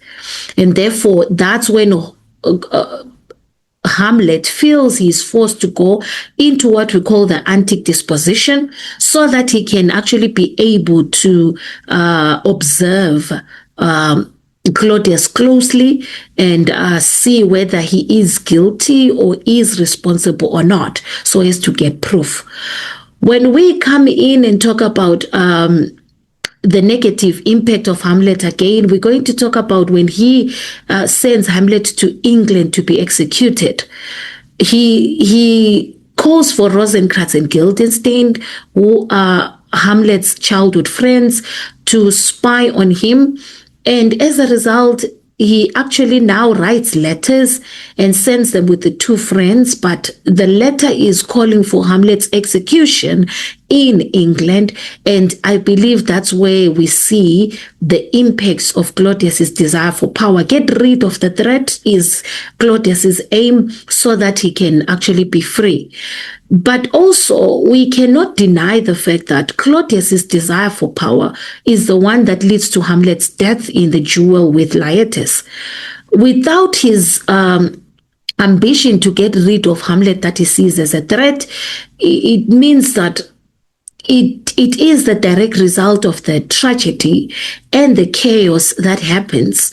So now when we're coming to the final duel, his plot with Laertes to poison the sword is the one that actually leads to the death of Hamlet, so that Laertes can have an advantage over Hamlet and can be able to actually kill him in the process due to not trusting Laertes' conscience during the duel. And therefore, he is directly responsible for Hamlet's downfall and tragic end in the play. When we come to Gertrude, we look at the guilt, we look at the moral decay when it comes to his role in the death of the king. He seduces and marries hastily after the king's death so that he can secure the throne through her queenship. She is the queen, and therefore it means that he knows exactly how he can get into power, and therefore it is through the incestuous marriage with Gertrude. The king has just been buried, and as a result, shortly after, that's when the marriage now is announced, and that's why we call it an incestuous marriage. Therefore, when we're coming in and talking about getting the throne through Gertrude's queenship, we realize that she becomes a victim of Claudius's ambition for power and to take the throne. She is very frail, she's fragile, and she's just been mourning. But it's also caused by Claudius's manipulation. And as a result, that's why it's easy for him to get the throne. When we talk about the manipulation that happens as well, we are going to talk about how it leads Gertrude now to her death, in the sense that during the duel with Laertes, she dies after drinking poison that is actually meant for Hamlet, who actually was the direct victim of Claudius's plot for the duel. We now realize her integrity is brought low, but she actually now is in her deathbed very much aware of the role that Claudius has played in her life. And therefore, we now see exactly what his manipulation and desire for power has brought her down to. It has brought her to her death as well. When we talk of Ophelia, the madness part and her committing suicide, indirectly she is affected. The impact is there indirectly, in the sense that Claudius uses Ophelia as a spy, and as he is in liaison with Polonius to manipulate her and use her to get information about Hamlet. So as a result, she is now used as a pawn in the power struggle for Claudius, though it's not directly as in Hamlet and Gertrude, it's actually indirectly. After Polonius is killed by Hamlet when he is hiding behind the curtain, we realize that Claudius fails to actually support Ophelia because he fears that Hamlet will discover things, and therefore he distances himself. Instead, what does he do? He actually abuses and manipulates Laertes's grief as well, and makes empty promises, while Ophelia, on the other hand, goes mad, eventually leading to her drowning, which is a suicide. So Claudius's priority when it comes to these three characters that we have used is very clear, that his priority is power, and has not been Gertrude, his beloved wife, beloved in quotation marks.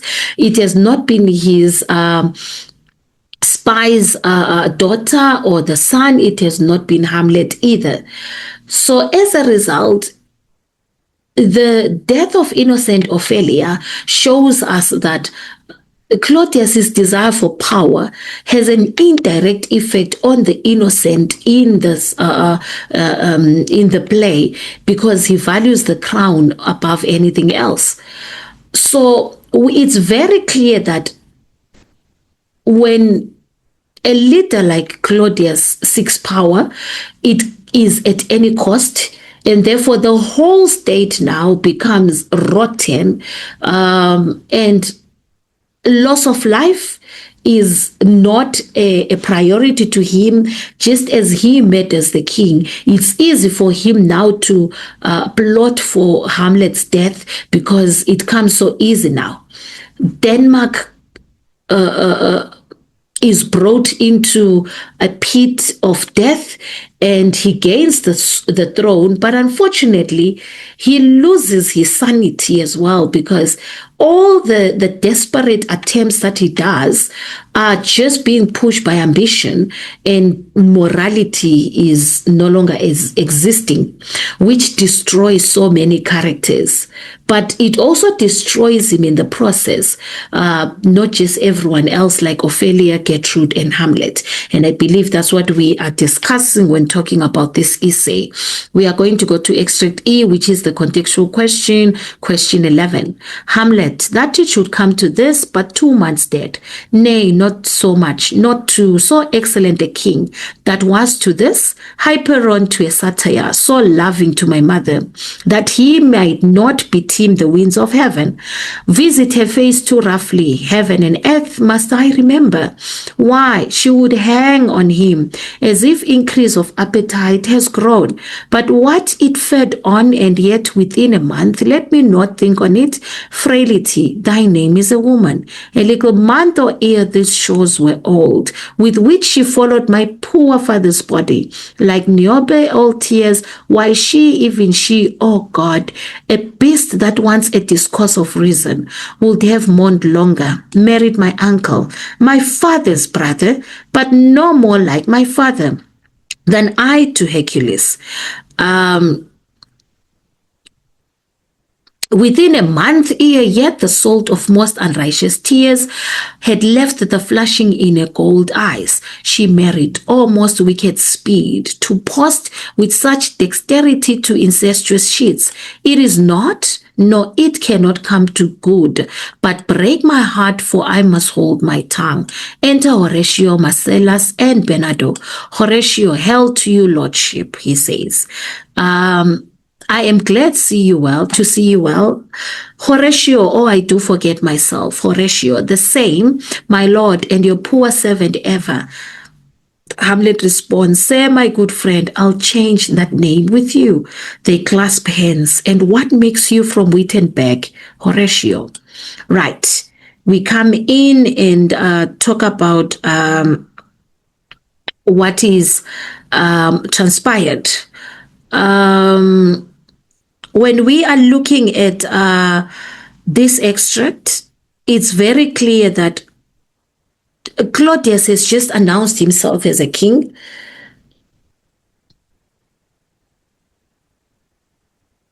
Announces himself as the king, as the new king.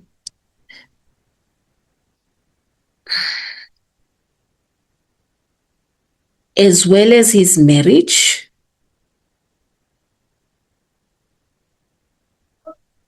To Gertrude.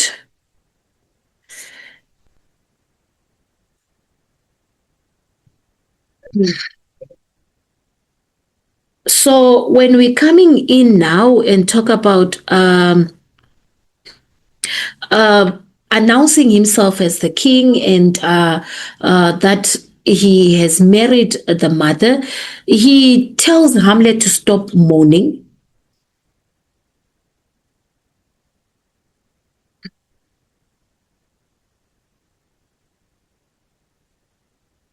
And remove the ashen clothes, as he says, stay in Denmark and not return to Wittenberg. So as a result, this is what has actually transpired. Based on your reading of this extract, describe Hamlet's view of King Hamlet and Gertrude's marriage. I believe one of these things, he views it with contempt. I would say contempt based on the fact that he actually, he sees King Hamlet, his deceased father, as godlike, but he actually sees Claudius as beast-like. That's why he calls the marriage incestuous as well, to prove his contempt. So as a result, this is based on his loyalty to the father, So the contempt is brought by the fact that he is loyal to his deceased father, and now he does not view the marriage well, and he's in disgust. So it can be contempt, it can be disgust, it will be correct. Refer to line 23, it says, but break, for I must hold my tongue, it says. Account for Hamlet's decision to hold his tongue. He doesn't have proof. He wants proof first. So as a result, it's a suspicion that there has been a foul play when it comes to his father's murder. So he really wants proof first. That's the first point. Also, Claudius is now king. So Hamlet means that he has no authority and no power. So it means that if he accuses them, he'll be seen as mad, disloyal, and a traitor. So what does he do? He will suppress his grief and anger and try and get proof first. Refer to line 11.4. Frailty, thy name is a woman. This is one of the most famous quotations in William Shakespeare's play. It says, comment on Danish society's view of women as expressed by Hamlet in this line. I believe they are seen as weak. That is the stereotyping that is there. They are seen as weak, and as a result, that's where we discover that the remarriage is the proof that she cannot be alone for too long, and she is the queen, and therefore it means that's what makes her actually a victim, leads to her being manipulated by Claudius because of that characteristic of being weak. And I believe one of the things is it's a biased society. They are very patriarchal.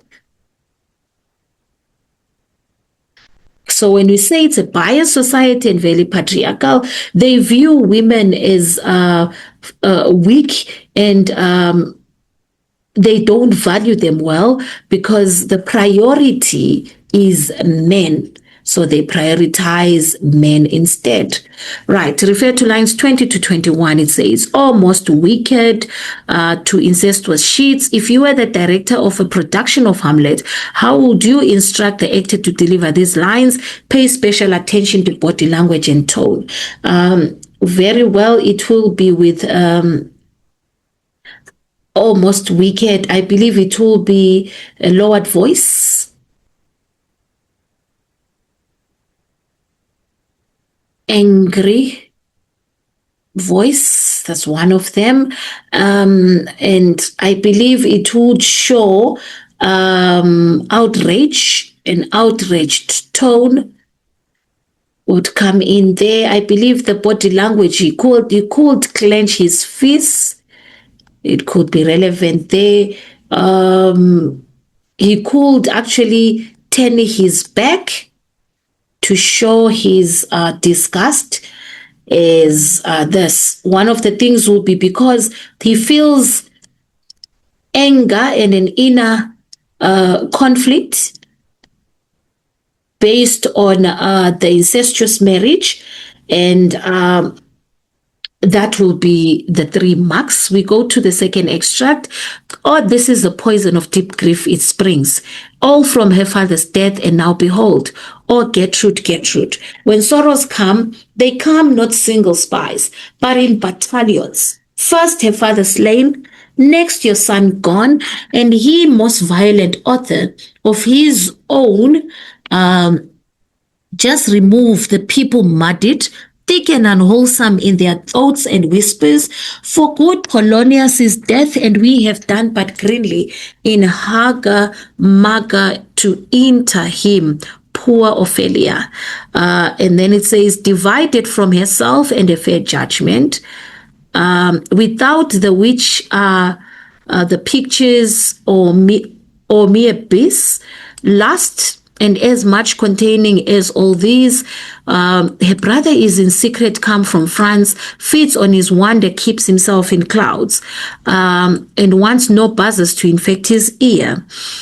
And with pestilent speeches of his father's death, wherein necessity of matter beggared, will nothing stick our person to arraign in ear and ear. Oh, my dear Gertrude, this, like to a murdering piece in many places, gives me superfluous death, a noise outside Gertrude. Alack, what noise is this? Claudius calls, attend, and attended enters. Where are my sweetses? Let them guard the door. Laertes, armed, bursts into the room with Danes following. Laertes says, where is this king? Says, stand you all without. Danes, no, let's come in. I pray you give me leave, says Laertes. We will. And the Danes, they retire. I thank you, keep the door, O thou vile king, give me my father.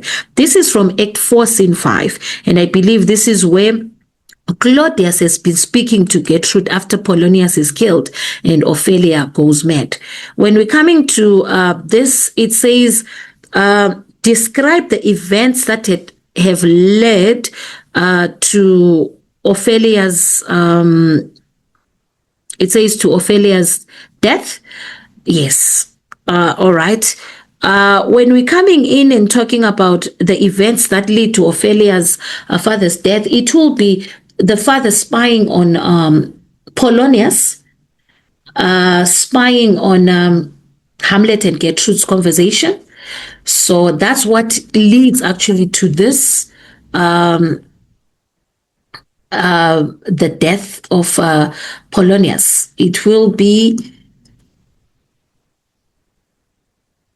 all right.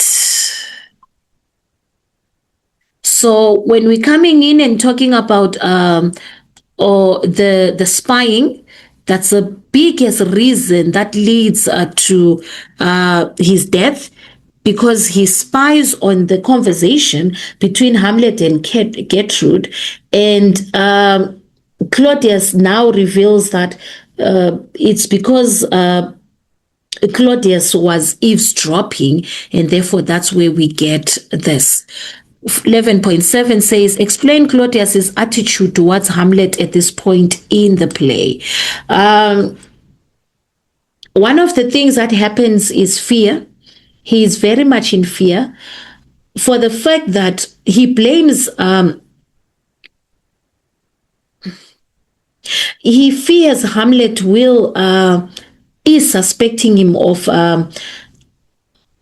his father's death, and therefore he wants Hamlet dead before he can actually expose him.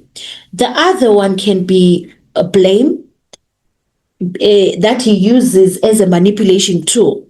He calls Hamlet the most violent, so he blames Hamlet for causing his own exile, and he pretends that Hamlet is dangerous. So that will justify why he's being sent to England after all. So he is a hypocrite in this instance, because he wants to hide his own fear and actually remove any suspicion from himself so that he can push it to Hamlet. And that's why we have fear and blame there. 11.8 says, discuss how these lines reflect the change in Ophelia's character. Poor Ophelia, divided from herself and her fair judgment. I believe one of the things is she has been obedient and has been doing the bidding of the father's wishes of spying on Hamlet, but now she is mad, and she followed their orders to reject Hamlet and return the letters. And therefore, at this point in time, she's mentally broken, grieving for the father, but also dealing with Hamlet's rejection of her And as a result, not being supported makes her mad. She loses her identity. She sings the willow song. She hands out flowers with symbolic meanings. And as a result, it shows the tragedy that befalls her is due to the men in her life, who it will be the brother, the father, and the king as well, who's Claudius. So the change is very clear because it shows how the innocent are damaged the most in society, especially in a patriarchal society like this one, where she has to do the bidding of the brother and the father and the king. 11.9, it says, comment on what these lines reveal about Laertes. All right. O thou vile king, give me my father, it says. And it says, what do they reveal about Laertes? One of the things I will mention about Laertes in this instance and what they reveal is the sense that they actually show Laertes as, firstly, he has lack of respect for authority. He is very blunt and rude for calling the king vile and bringing a mob with him. So as a result, he acts immediately. He's very impulsive and he's very violent. So as a result, he even threatens the king. On another hand, I believe he is revengeful for the sake that he doesn't want any explanations. He wants the body of his father. His grief has actually turned into blind rage, and as a result, which will be causing him to think irrationally. He's very passionate in the sense that he is not a thinker. And if he's not a thinker, it means that he acts immediately. And we now realize when he actually even agrees to the, what do we call this? To the duel. Quickly, swiftly, that shows his passion. 11.10 says, critically discuss the significance of these lines in highlighting the political climate in Denmark. One of the things that we realize about the political climate is that there is a lot of distrust. There is a whole lot of confusion and suspicion. There's the secret of the king's murder. And now there is the appearance of, what do we call this? There is the appearance of the ghost that causes the rumors and the suspicion. And people now think the worst. So as a result, there is unrest politically. There is no stability and loyalties are divided. There is chaos, which is due to the something is rotten in the state of Denmark. And I believe when the king is corrupt, that's when the whole state now shows its rotten state. There is a lot of rebellion when we look at Laertes as well, who wants to destroy the person who has murdered his father. And there's also a sign that Claudius is losing his control. That's where the muggled comes in. The issue of 14 brass as well, marching in and coming to claim the lands, is a foreshadowing that Denmark will fall.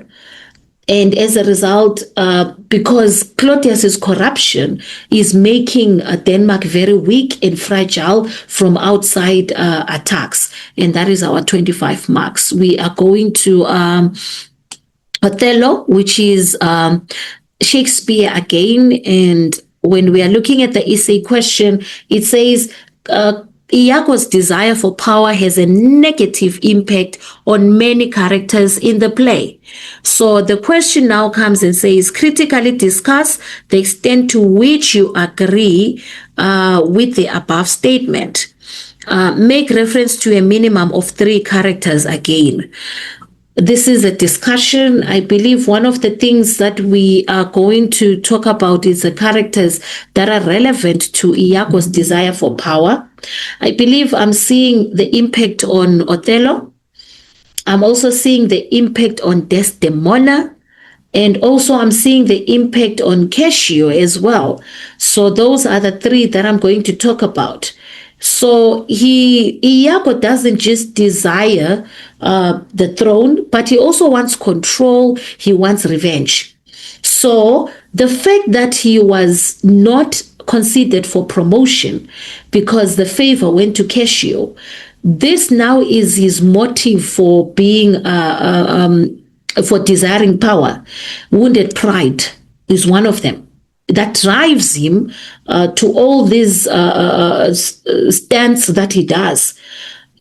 It has a devastating impact on many characters, as I've said.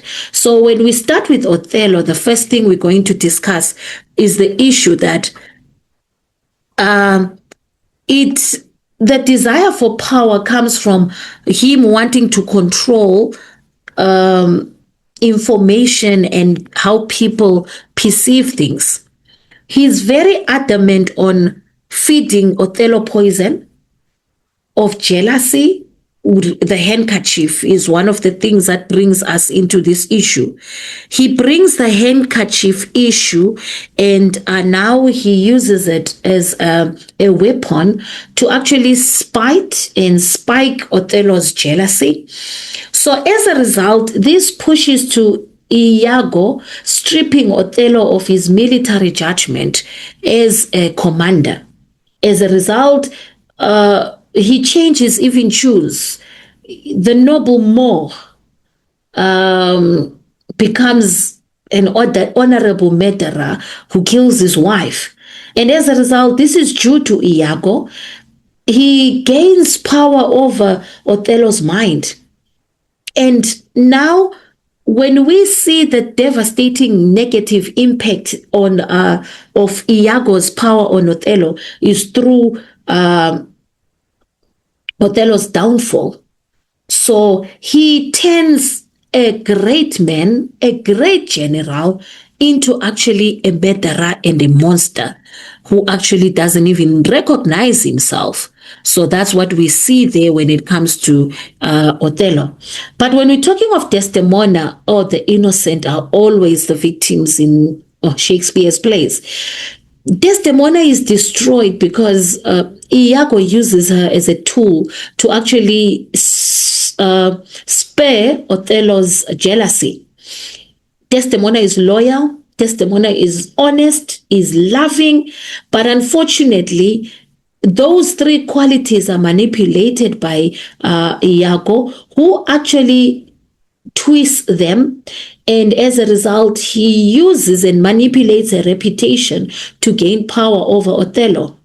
So Desdemona has no proof of against Iago's lies. So as a result, which leads to her murder. We realize the devastating impact on Desdemona, which is through her death. An innocent woman dies because Iago wants to feel in control. So as a result, in other words, she does become the collateral damage in his quest actually for dominance and for power. On Cassio, one of the things we're going to talk about is, well, Cassio got the lieutenant position that Iago wanted. And now it becomes his motive for power and status. Iago destroys Cassio by getting him drunk and staging the fight with Montano. Therefore, reputation becomes the weapon that he uses to destroy Cassio.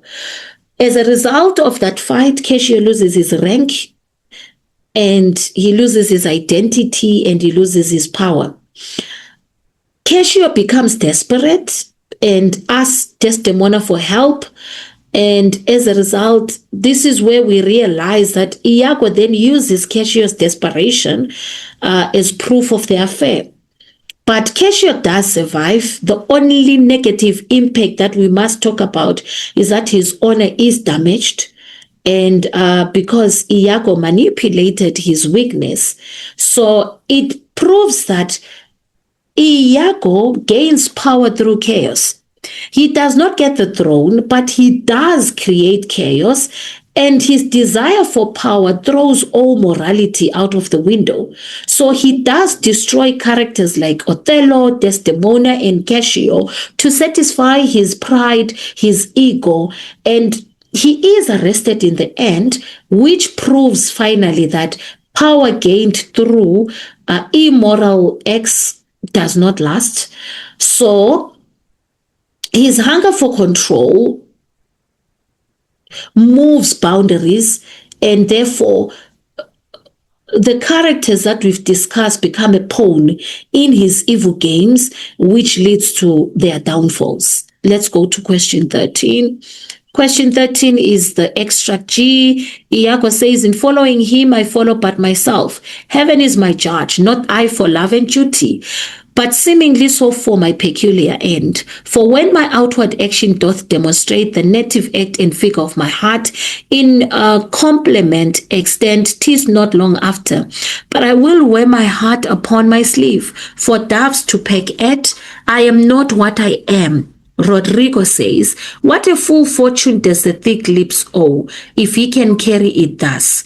Iago says, call up her father, rouse him, make after him poison his delight, proclaim him in the streets, incense here kingsmen, and though he in fatal climate dwell, plague him with flies. Though that his joy be joy, yet throw such changes of vexation on't, as it may lose some color. Rodrigo says, he is here is her father's house, I'll call aloud. Iago, do with like a timorous accent and dire yell, as when by night and negligence the fire is spied in populous cities. Okay, and then Rodrigo responds, what ho propensio signo propensio ho. Iago says, awake, what ho propensio. Thieves, thieves, thieves, he says. Look to your house, your daughter, and your bags, thieves, thieves. I believe this is the scenario where Iago and Rodrigo wake Brabantio to tell him Desdemona has eloped with Othello. And let's go to the questions.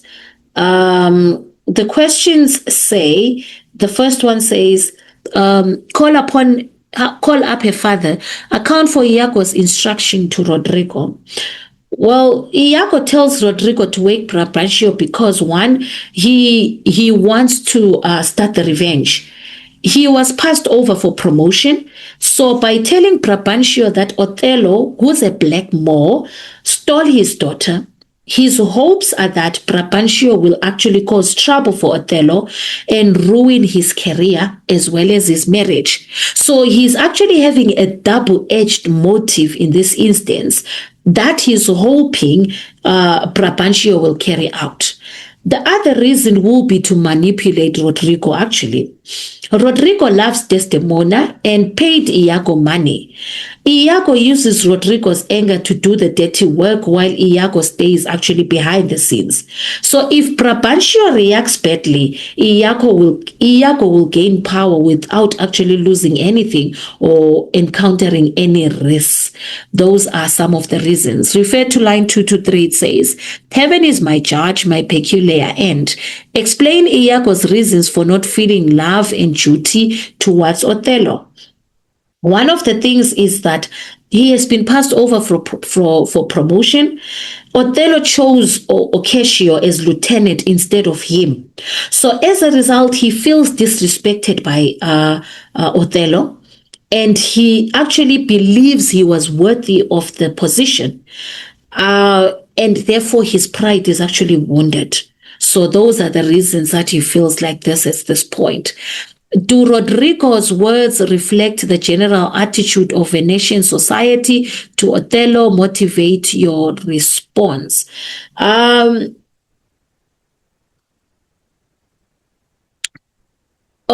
says describe the relationship between Iago and Rodrigo at this point. one of the things that are very clear about this point is that the relationship is actually of a manipulator and a puppet. Rodrigo at this point is the victim, but he's being exploited by Iago because Iago pretends to be Rodrigo's friend and promises to help him with Desdemona. But Iago is only using Rodrigo for money and to cause trouble for Othello, and therefore he capitalizes on Rodrigo's desperation. Rodrigo's characteristics of being desperate and gullible are the ones that lead him to be actually manipulated because he gullibly believes Iago, and therefore that's why he becomes exploited. Do Rodrigo's words 13.4 reflect the general attitude of Venetian society to Othello? Motivate your response, it says.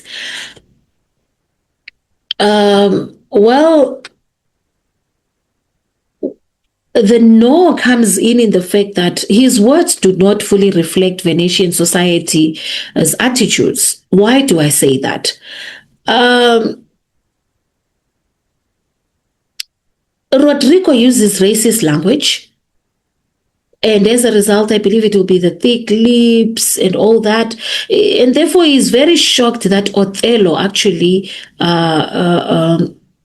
wooed Desdemona.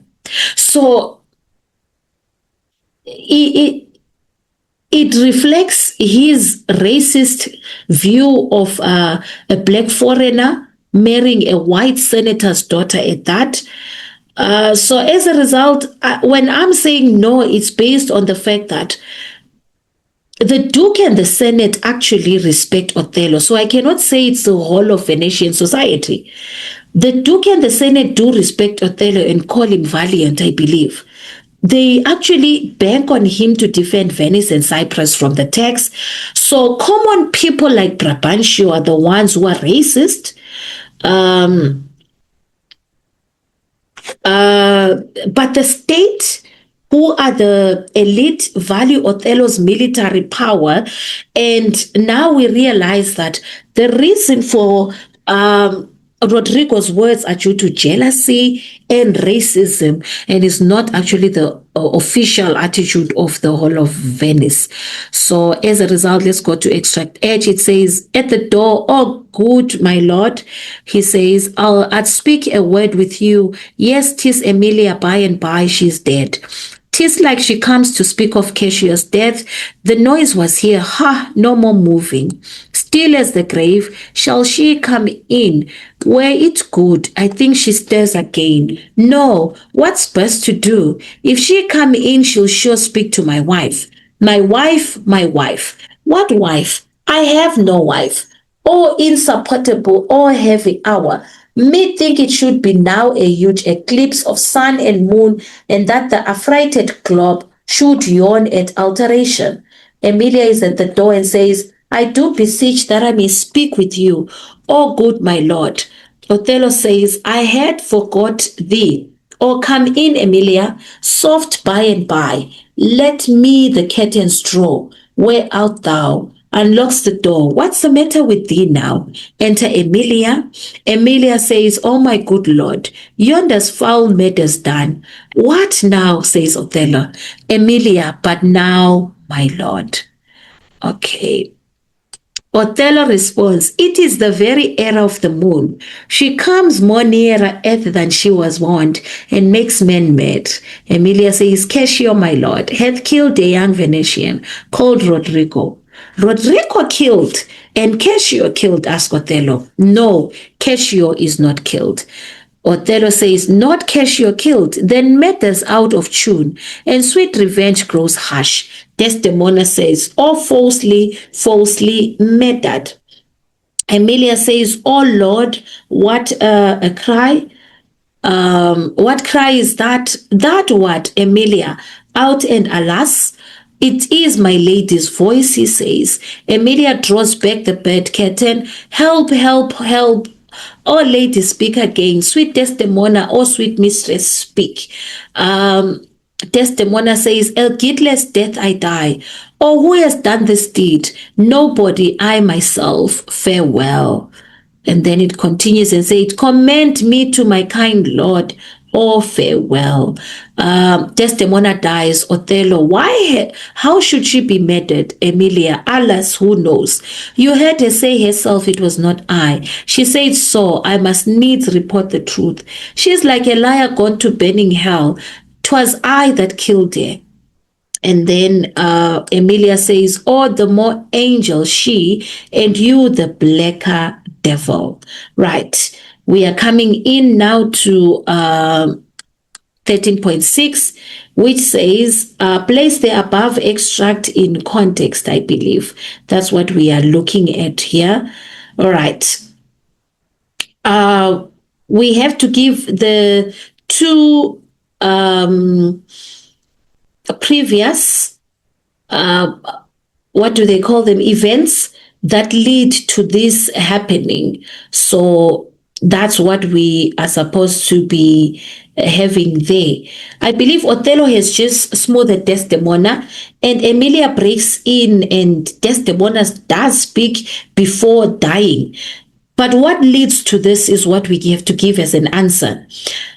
Othello has been manipulated by Iago's lies about the handkerchief, and therefore believes that she has been unfaithful. That's what is our answer when we say the place the above extract in context. So as a result, we are looking at the issue of the handkerchief is our mark. The issue of the manipulation and the lies is our second mark.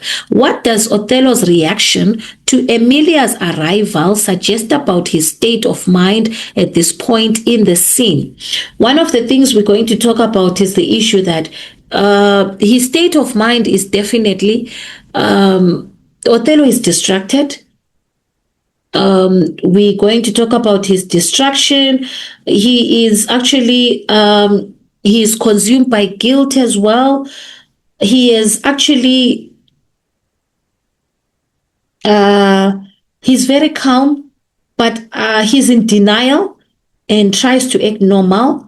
So as a result, that's where we're talking about distraction, and he's detached from the matter. He disassociates himself from the matter, and I believe that's a state of mind.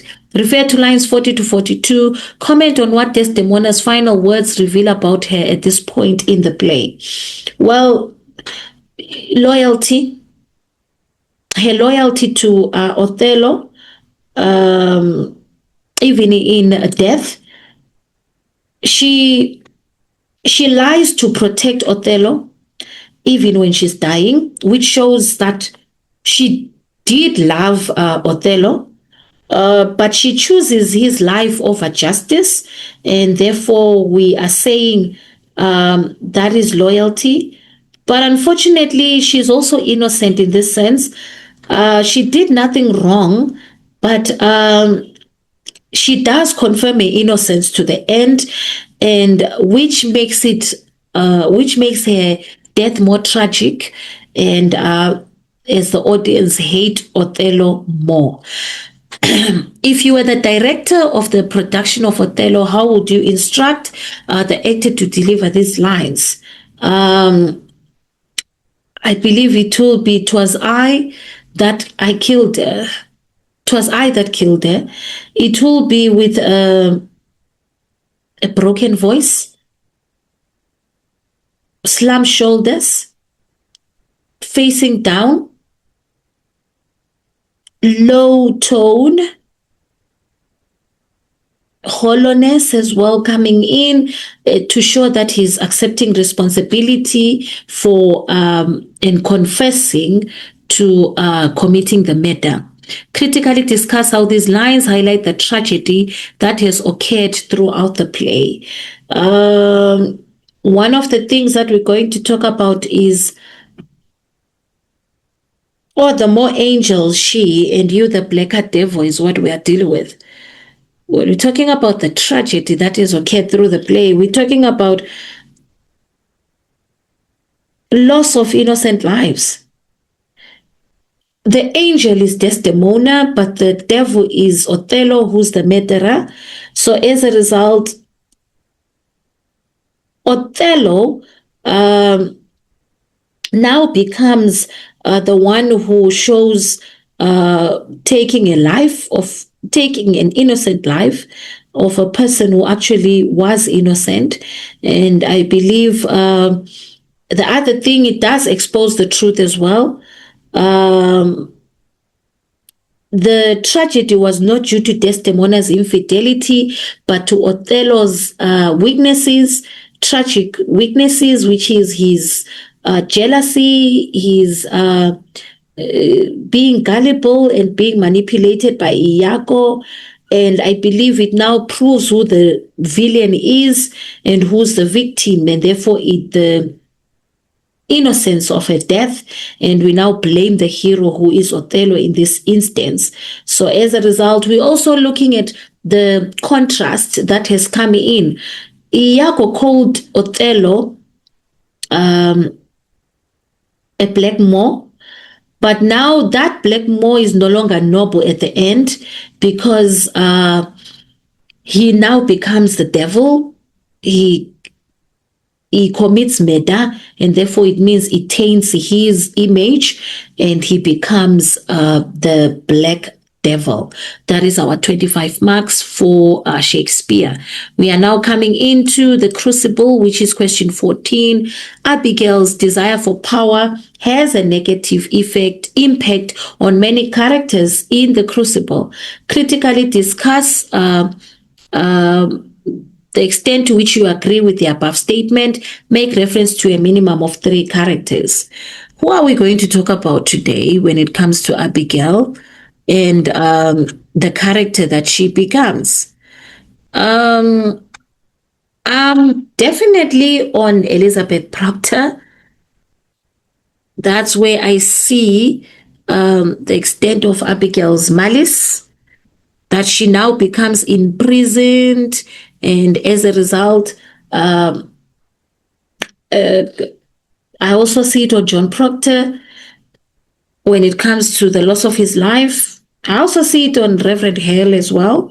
So I'm going to discuss those 3 and talk about this. Well, the accusations of witchcraft are used by the girls as a weapon to gain power, and by other characters to actually revenge their vendettas. To a large extent, Abigail's desire for power, it becomes dangerous in the sense that it has devastating negative impacts on characters like the ones we've just listed: Elizabeth Proctor, John Proctor, as well as Reverend Hale. When we talk of Elizabeth Proctor, one of the things is Abigail's main reason for being found at the edge of the forest is actually to create a spell to kill Elizabeth so that she can replace her as John Proctor's wife. So when she accuses Elizabeth of witchcraft, she actually gains power in the sense that she is believed due to being innocent and very young, and therefore, and also uses the poppy doll that has a stomach, has a nickel in the stomach, and uses it as evidence of how Elizabeth has bewitched her. And as a result, she gets her arrested. She is imprisoned and separated from her family. And I believe one of the things that happens is that Abigail's lies turn Elizabeth from being a very respected wife into a witch. Even when Elizabeth tries to lie to protect John Proctor's reputation, she actually loses power in a marriage.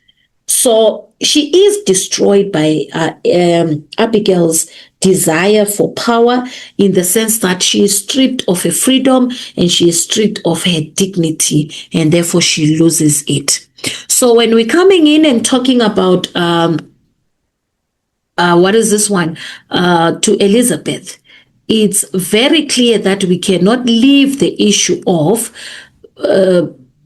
replacing her as John Proctor's wife, stripping her of her dignity, and actually, I believe, having her arrested or imprisoned. So that's what we bring in there.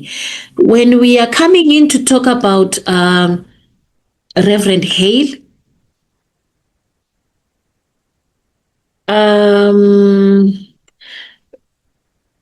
Hale is an expert on witchcraft, and therefore he is now easily manipulated by Abigail when she pretends to faint and accuses Taituba. Now, when Hale now believes in the court's jurisdiction and its power to give justice, indirectly Abigail gains more power. We realize that when he announces that he denounces these proceedings, it is too late. He realizes Abigail's accusations were never about God or about any other person, but they were just about her manipulation and her control. So as a result, he feels defeated because now it's late and so many people have been arrested.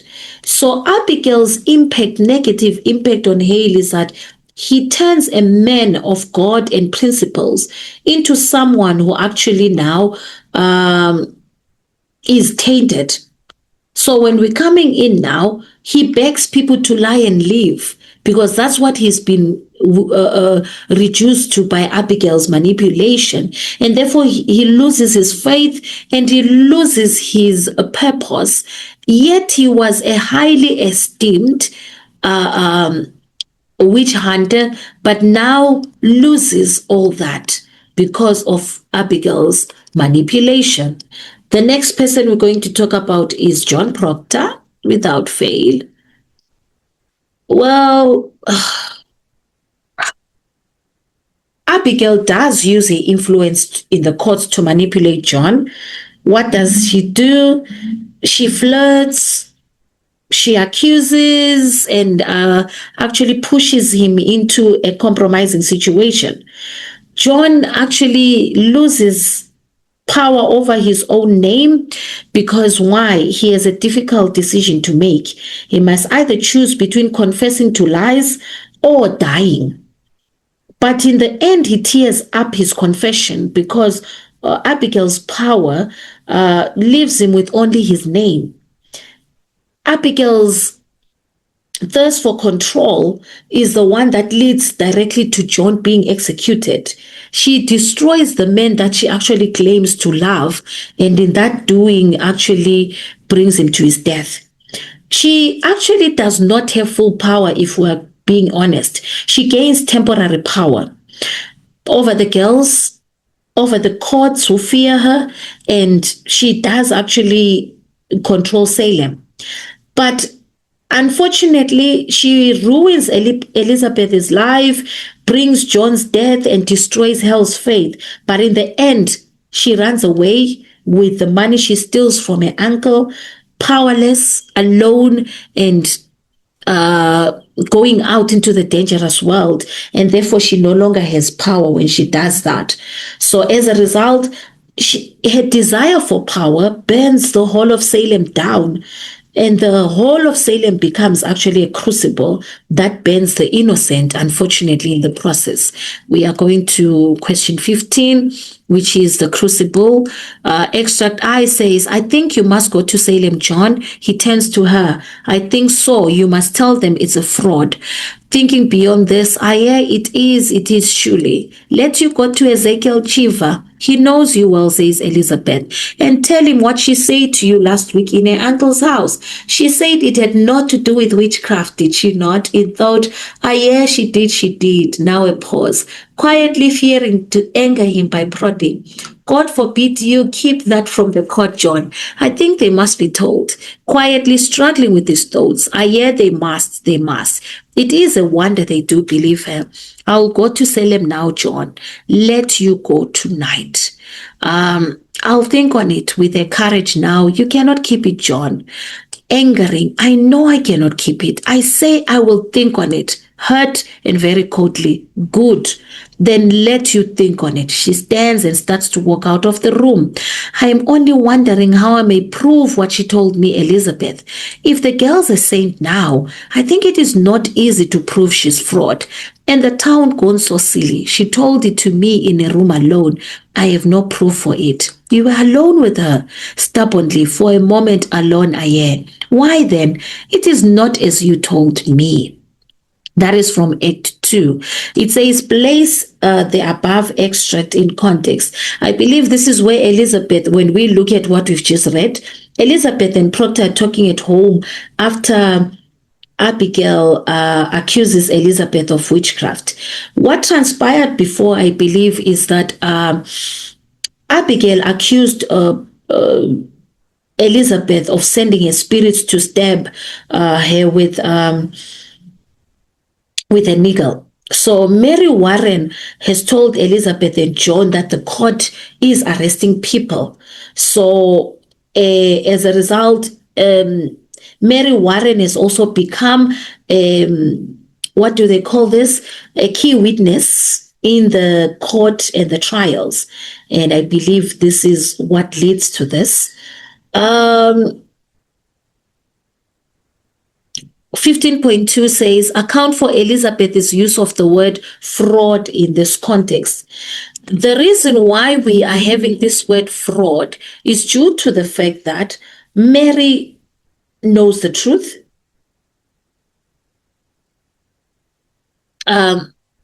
Mary told her the truth.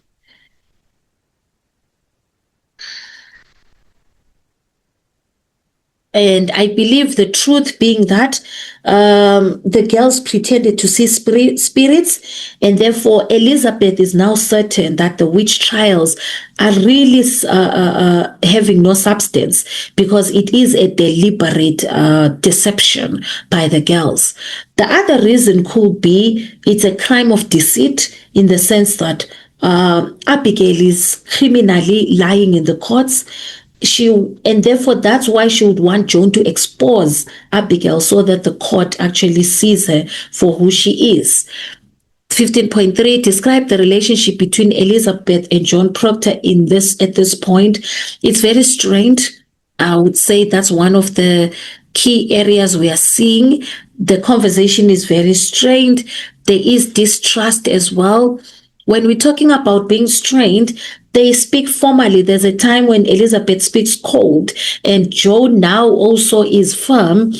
The warmth is gone because of what transpired, and the distrust is due to the fact that John lied about Abigail, because he confesses that he talked to her aside at the court but didn't reveal it to Elizabeth that he did. So as a result, this proves the strain and the distrust. Refer to line 18 to 20. Comment on the response of the villagers to the girls' accusations. I believe one of the things is hysteria is the response. Hysteria is the response, and I believe one of the reasons is they actually, there's panic, and there's more rumors that are spreading. The other thing will be there's now irrationality, because everyone is accusing another person of witchcraft, and they start now using the accusations to actually solve their vendettas. So that's what happens to this.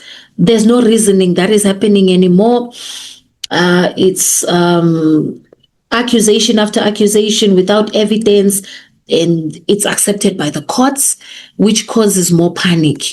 Why then it is not as you told me? If you're the director of a production of the Crucible, how would you instruct Elizabeth to actually deliver this line?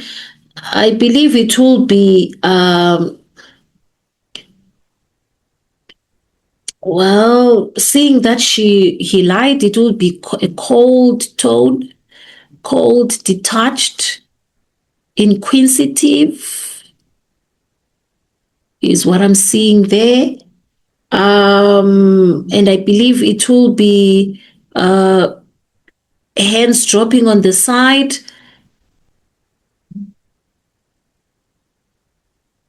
It can be also wide opening of the eyes to show her shock and realization.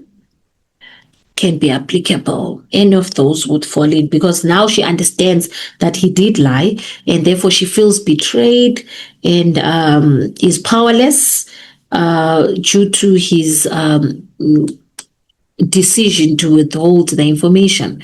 Extract J says, screaming at him, no, I love God. I go your way no more. I love God. I bless God. Sobbing, she rushes to Abigail. Abby, I'll never hate you more. They all watch as Abigail, out of her infinite charity, reaches out and draws the sobbing Mary to her, and then looks up to Danforth. To Proctor, what are you? Proctor is beyond speech in his anger. You are combined with Antichrist, are you not? I have seen your power. You will not deny it. What say you, Mr. Excellency? I will have nothing from you, Mr. Hell. To Proctor, will you confess yourself befouled with hell, or do you keep that black allegiance yet? What say you? His mind wild is breathless. I say, God is dead. Hear it, laughs insanely then. A fire is burning, he says. I hear the boot of Lucifer. I see his filthy face, and it is my face and yours, Danforth, for them that quell to bring men out of ignorance, as I have quelled, and as you quell now, when you know in all your black hearts that this be fraud. God damns our kind especially, and we will burn together. Masha, take him and quarrel with him to jail. Starting across the door, I denounce these proceedings, comes in hail. You are pulling heaven down and raising up a war. I denounce these proceedings, Hale says. I quit this court. He slams the door to the outside behind him. Right. We are coming into 15.6, and 15.6 says, refer to lines 2 to 3. Abby, it says, I'll never hate you more. And then the question says, what has led Mary to make the statement? And we must give 2 reasons. I believe she's terrified of Abigail's power, fear, terrified of Abigail's power.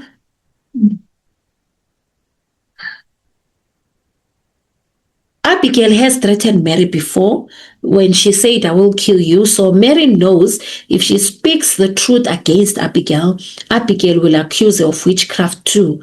So she begs Abigail not to hate her anymore. The other reason could be the pressure from Proctor, being pressured by her employee, right, to come to court and tell the truth. Her conscience is actually fighting her fear in this instance, because she now is caught between pleasing both sides. Do I tell the truth to Proctor, or but then I have to beg Abigail for mercy? So she's caught between fear and guilt. 15.7 explained Danforth's attitude towards Hale at this point. I believe he was very dismissive. I will have nothing from you, Mr. Hell. That's being very dismissive. And when we say dismissive, he cuts him off completely. So he actually feels betrayed by Hale, and he sees it as attacking God as well. I believe also it will be due to arrogance. Since he's in charge of the courts, he believes his authority is the ultimatum. So when Hale changes his mind, it threatens Danforth's power. So Danforth now rejects him instead of actually giving him an opportunity. So as a result, he refuses to allow Hale because it will force him to admit that they are wrong, and he doesn't want to destroy his reputation at all. 15.8, refer to line 21. You are pulling heaven down and raising up a wall. Discuss what the statement is in this line conveys about Abigail. One of the things is Abigail destroys Salem's values. She turns religion into a weapon for personal revenge and power. She makes a mockery of the courts, and as a result, she actually turns the whole community upside down, and the morality collapses because of her lies. Salem is destroyed because of her lies. Also, it can mean that Abigail did commit adultery with John, and therefore she actually becomes an immoral person who has become manipulative but does not deserve the ears of the courts or the respect from the courts or Salem. I believe also it will be the fact that Proctor is revealing that Abigail is the immoral one and not Elizabeth, who's been arrested, because Abigail's desire for power is the one that has led to Elizabeth being arrested. So it can't be any of those. Refer to line 22. I denounce these proceedings. I quit this court. Comment on what this line reveals about the transformation Reverend Hale has undergone. Well, one of the things is, Reverend Hale starts the play on a highly esteemed and valued position. He believed he had the means to declare whether there's witchcraft or not. He had power and authority when he's brought into Salem. But now he also had trust in the court's justice and how they would proceed. The irony is that now he rejects the whole system, which becomes a public rejection.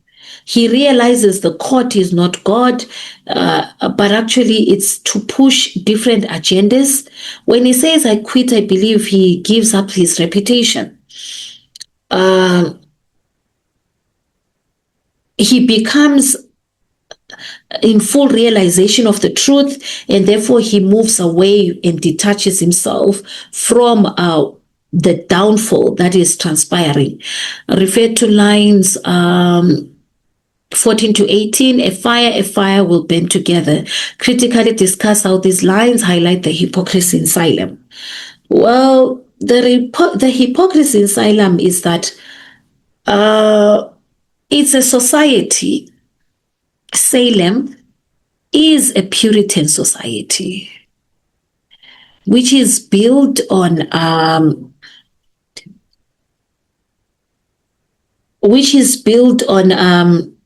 values, but now that same Puritan society is the one that destroys itself through the personal vendettas, accusations,